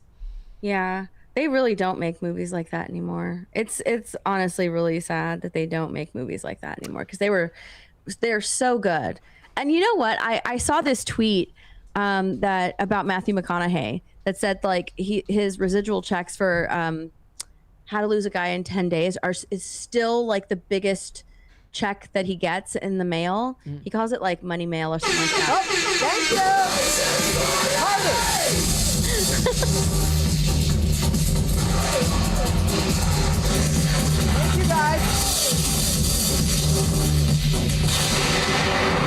Thank you guys. That was a good one. The lights eventually go back, I promise. Okay.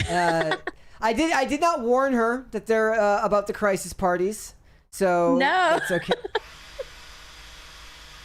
Yeah, I was totally thrown. You should be here you should be here on a day where we're talking about like a really serious topic, and then it happens, and we have tonal issues on this show.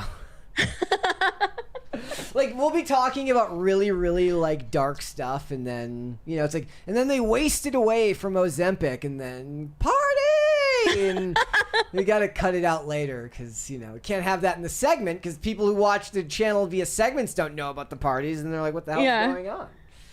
Oh, by the way, it was Harvey Weinstein, I believe, that funded Goodwill Hunting. He funded a lot of those types of movies back in the day. Yeah. So you're supposed to dance, Steph. My bad. I had no idea. Yeah, she has been warned for future episodes if she does choose. But Mary dances. I kind of sway side to side a little bit. It happens. All right. Where are we at here? Shane H. Wilder says, you gotta love Alan Ritchson. I'm Christian, then proceeds to take the Lord's name in vain multiple times because he hates Trump. Yeah. He's also bipolar. Like, he's admitted that he's bipolar, and he's got his mood swings, I'm sure. And well, that explains a lot. I still think he's a great actor. Or at least, let me, that's a huge statement. I think that he's a good, like, popcorn movie actor. I guess. I'm going to be honest. After as much as I like Reacher season 1, this might be a hot take. I still prefer the Tom Cruise movie. I don't care if it's not. Really? I don't care if it's not accurate. I wasn't sure. I was going to ask you if you had seen that movie. I love that movie. I don't just like that movie. That is my go-to. I'm on a plane. I'm watching movie. Like, I watch that movie every time I fly. I watch all the movies that I didn't watch in theaters whenever I fly because they're always available there. I love that movie. I love it. You know why? Because Jai Courtney got to do what he should have been doing the whole time, which is playing a bad guy. He should have never. They should have never tried to make him a good guy when they were trying to put us into the Jai Courtney verse that they were trying to create, where they were putting him in everything. He was great in that movie, and Tom Cruise is great in that movie. It's so. I didn't mind the Cruise, but I think that it should have been a guy like Alan Ritchson playing the part of Reacher. Put him on an apple box. Put Tom Cruise on an apple box. We'll CGI some bigger muscles on him. You know, get the shirt to rip on him. It'll be fine. Yeah. Also, from what I learned, Rosamund Pike was like ready to, like, she was really pregnant when that movie was being made. Like, oh, I didn't know that. Yeah. They had to do the, you know, she's in front of a bunch of file boxes, and she's got a steering wheel in front of her, and like Tom Cruise's shoulder is blocking her. She was super pregnant. The bad guy in that movie sucked. I'll admit that. The bad guy was super forgettable, but Jai Courtney was like the deputy bad guy, and he was actually good. All right. Shane H. Wilder. Oh, no, I'm sorry. Not that Jon Stewart says she was evil, not defending her. That was in relation to his tweet earlier about, to his super chat earlier about Jean Grey. I think that's what he's saying. He's saying that he's not defending her, that she was evil. Well, she's not going to be evil once they make the X-Men movie. Nope. That's why they made her a morally gray character. Villain. Shane H. Wilder says Batman didn't have the no-kill rule until 1940. Before that, he would shoot people and hang a dude from the bat plane. Batman #1 from 1940. He said hinge a dude, so I'm assuming he meant hang a dude. Yes, that is true. I do laugh when people are mad at him for using guns in current year, because they're putting him against supernatural threats. It's not just Batman anymore. It's Batman, gods, and monsters. So I don't mind that he uses guns. No. Like, okay, I would have loved a scene, though, where, like, Batman has to go up against, like, Doomsday, and he, like, throws a batarang, and it just kind of bounces off, and nothing happens. What do you do? That would be funny. But, like, even in Batman versus Superman, he was no match. And the Snyder cut as well. Like, you saw him using an alien gun because, you know, he needs his tech. He's just a human man. He's incredibly strong and smart, but he is a human man. He's vulnerable, so I do love he needs high tech things. The where they're like Batman going up against literally Superman. It's him pulling the tires like it's gonna do anything because cars bounce off Superman, but it's fine. Look, that's like the basic fight between Batman, like the fight between Batman and Superman, which takes place before, you know, they finally team up because of Martha. A lot of that was generally taken from The Dark Knight Returns, and the animated Dark Knight Returns scene for that is one of the greatest scenes I've ever seen in anything, not just animation, live action as well. When Superman basically beats him, or is beating him, and says, he goes, "It's their world and they're not going to stand for you anymore." And he says, "If it's not me, they're going to send someone else." And Batman says, "Really? Who do they send after you?" And that's great. And that whole scene was great because it was all Batman using tactical weapons and his environment to try and beat Superman. Yeah. And I think that that's what makes him such a great superhero too. Like he has contingencies against all of the Justice League members. He knows how to take them down. So Justice League Doom, the animated movie, where his list leaks. And then everybody's mad at him, and he's like, "You guys are like superhuman creatures that could destroy the Earth. I'm not apologizing to you." Yeah, exactly. And they get really mad at him, and he's just like, "Look, I trust you guys, but I need contingencies." And he figures out everybody's weakness, and it's used against them. But I mean, it's so great because he does think about every little thing. And yeah, in Batman versus Superman, I like that, it's not just him like, getting ready for a fight and doing pull-ups and stuff. He's also making all of these gadgets to use against Superman because he's figured out his weakness. So I mean, it's pretty cool. I like that. I actually mentioned this I met Gary 2021 because he did an episode of Timcast. And I pitched to him what I said like they should have done for DC, which was that they should have used Bruce Wayne or Batman, you could really use it interchangeably, as the post-credit character for the DC movies, where as you introduce all these other members of the Justice League with your Aquaman, with your Wonder Woman, with your Flash, and then obviously Superman, you have a post-credit scene of Batman taking notes and doing research and finding out all of the information about these characters as he's building up weapons to take on Superman. So he's building out, one of them is him maybe in the Aquaman movie about him getting to the bottom of the ocean to get the kryptonite. In the movie with the Flash, it's doing something different. All of that leading up to Batman versus Superman, and by that time, you don't even have to show his face in the first few. You could literally do back of the head because they don't have to be super specific scenes. It could just be back of the head. He's got the wall of crazy with the newspaper articles and the data research from Wayne Enterprises about where this mystery material might be. And I thought that would have been a great way to save it, but it's the same thing Marvel's doing now, which is they don't have the patience to save it. Well, the suits at Warner Brothers didn't have the patience because there was supposed to be individual movies for all of these characters. And they decided to bypass that or cancel all of that and, go with Batman versus Superman. That movie wasn't supposed to be the next one. Which was very disappointing that we never got, Ben Affleck's solo Batman film. Want to know how lenient of a movie reviewer I am? I actually thought The Flash was okay. The 2023 Flash. 6 out of 10. You really are a lenient movie reviewer. 6 out of 10. My goodness. But I feel like I've gotten harsher in my critique of movies just because they've gotten worse. So I there's nothing that I forgive in movies because I feel like, people wrote this, spent time on this, the amount of time that it takes to make a movie, everything is carefully considered and calculated. It should be a lot better. And I think that as audience members, we deserve better. There you have it. She's right. She's right. And I make the point whenever I do. I'm like, look, these are my thoughts. Yeah. I don't want to send you to the movie and find out that you hate it and you had to ask for your money back. Like, these are just my thoughts. Go watch my old reviews for movies that you've seen and then kind of base your thoughts on, you can use your feelings on those movies as a gauge. Like, he liked a bunch of movies I didn't like, or he liked a bunch of movies that I did like. That way you can know whether your tastes align.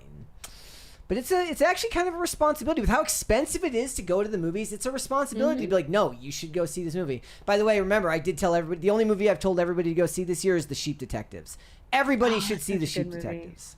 Yeah, that is a good movie. Shane H. Wilder says, looking back at old superhero movies, we was kings. We were kings. Shane H. Wilder says, Nation's Dumbest is a multi-week game show where the smartest person leaves at the end of the episode. It's marketed as the game show you don't want to win. Oh, gosh. Sounds like something that they would do in Japan. They do all sorts of unhinged game shows in Japan. They do, yeah. High Voltage 75 says, Steph, what's your favorite crime procedural show? Crime procedural show. I don't, it's off the air now. But I loved CSI Miami and CSI. CSI I don't Miami. really like CSI New York, but those other two I really like. CSI, like I make the argument every time, like if you want to make movies that people actually want to look at now, they should all look like CSI Miami. CSI Miami was one of the most beautifully color graded shows in human history, and it was a network show in like the 2010s. Yep. So good. It was so good. Good. The stories are I loved how bright it was. It was so different from CSI Vegas. Yep. Because Vegas, that one was so incredibly dark, but you could tell the difference between the two was just night and day, literally. The blues were blue and the oranges were orange. We had everything. We had 24-hour Walmarts. We had I know. We had 99-cent. We had dollar menus, and we had shows where you could actually see what was going on. Yep. My God, how things have changed. All right. And they ask you that because I am the purveyor of crime procedurals. It is my favorite genre. I still believe that it's the genre that requires the most from writers because they're trapped within a format, and to make it interesting enough to get people to come back over and over again. And I think it's been vindicated more often than it hasn't, that people miss the longer seasons of television shows now because they only get 8 episodes, and then your kids are in college by the time the next season comes out. Mm-hmm. Yep. Not that Jon Stewart. It was the Austrian painter mustache on Jordan. Everyone was like, okay, I guess. Yeah, I guess Michael Jordan gets a pass. High Voltage 75 says, show her the candle, Brett. Yes.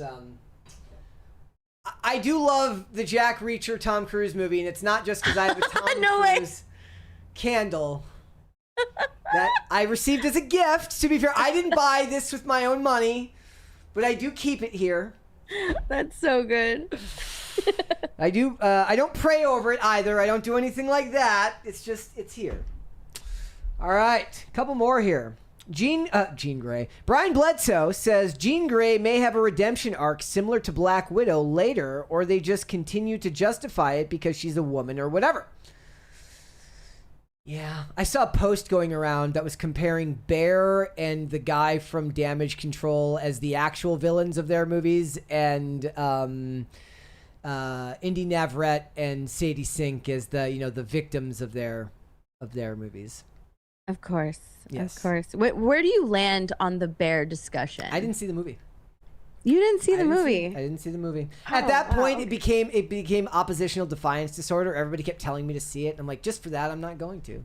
I was that way with Stranger Things. I still haven't seen Stranger Things. I'm generally not a horror movie person. I love old slashers, but I don't go out of my way to watch horror movies. Drives Mike Harlow crazy. If it were up to him, I would watch nothing but horror movies.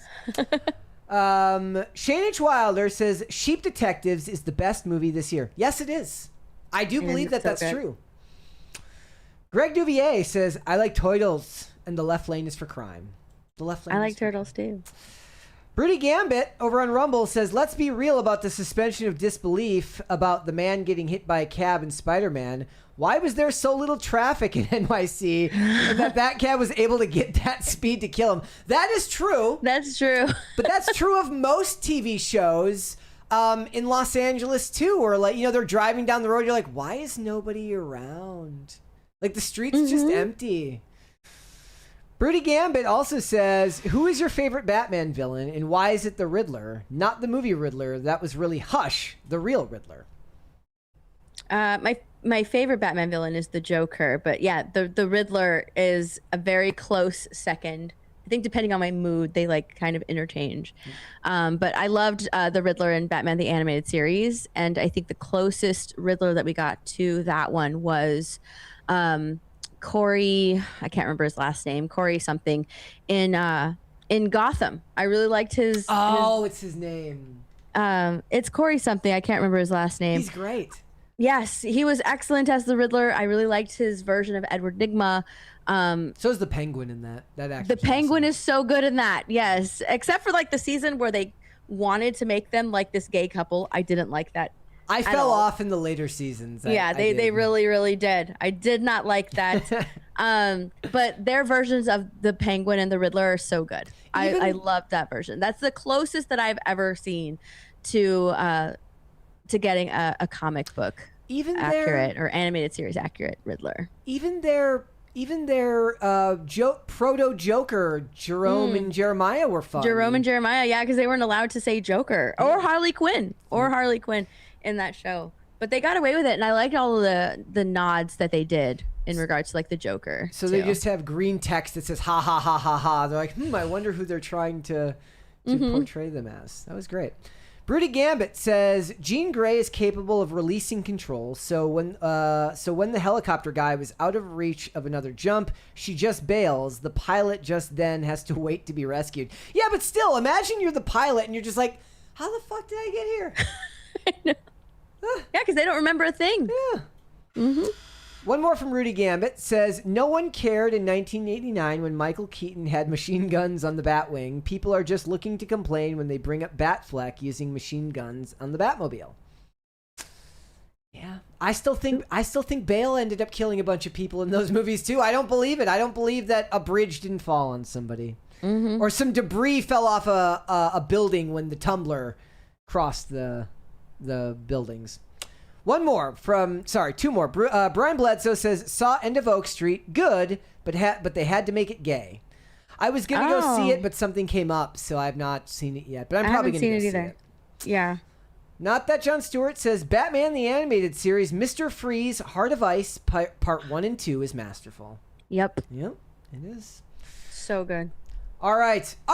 Ladies and gentlemen, before we go, would you all please hit the like button on this episode and subscribe to the channel if you are new here and you have not subscribed here yet already. Please and thank you. We would appreciate it. Steph, why don't you let everybody know where they can find you? Yeah, you can find me over on my YouTube channel, My Nerdy Home, also on X and Instagram. Same handle, My Nerdy Home. Got anything coming up? Streams, anything like that? I do try and stream as often as I can. I don't really put out videos too much, but I stream and interact with the chat a lot. I do pop culture streams like this one, and I also do Lego streams and gaming streams with Disparu. So perfect. All right. If you guys want to follow me, I am on Instagram and X at Brett Dasovic on both of those platforms. PCC is live 5 days a week, Monday through Friday, 3 p.m. Eastern, which is, of course, noon Pacific. We are on Amazon Music, Apple Podcasts, Pandora, and Spotify. If you would like to listen rather than just watch the show, you can also rate and review on Apple Podcasts and on Spotify, which is a great way to help us out. So thank you so much for that. If you want to follow the show on social media, Twix at popculture_show, Facebook at Pop Culture Crisis, Instagram at Pop Culture Crisis Pod. Guys, we will be back with another episode on Monday. We will see you then. Bye, everybody.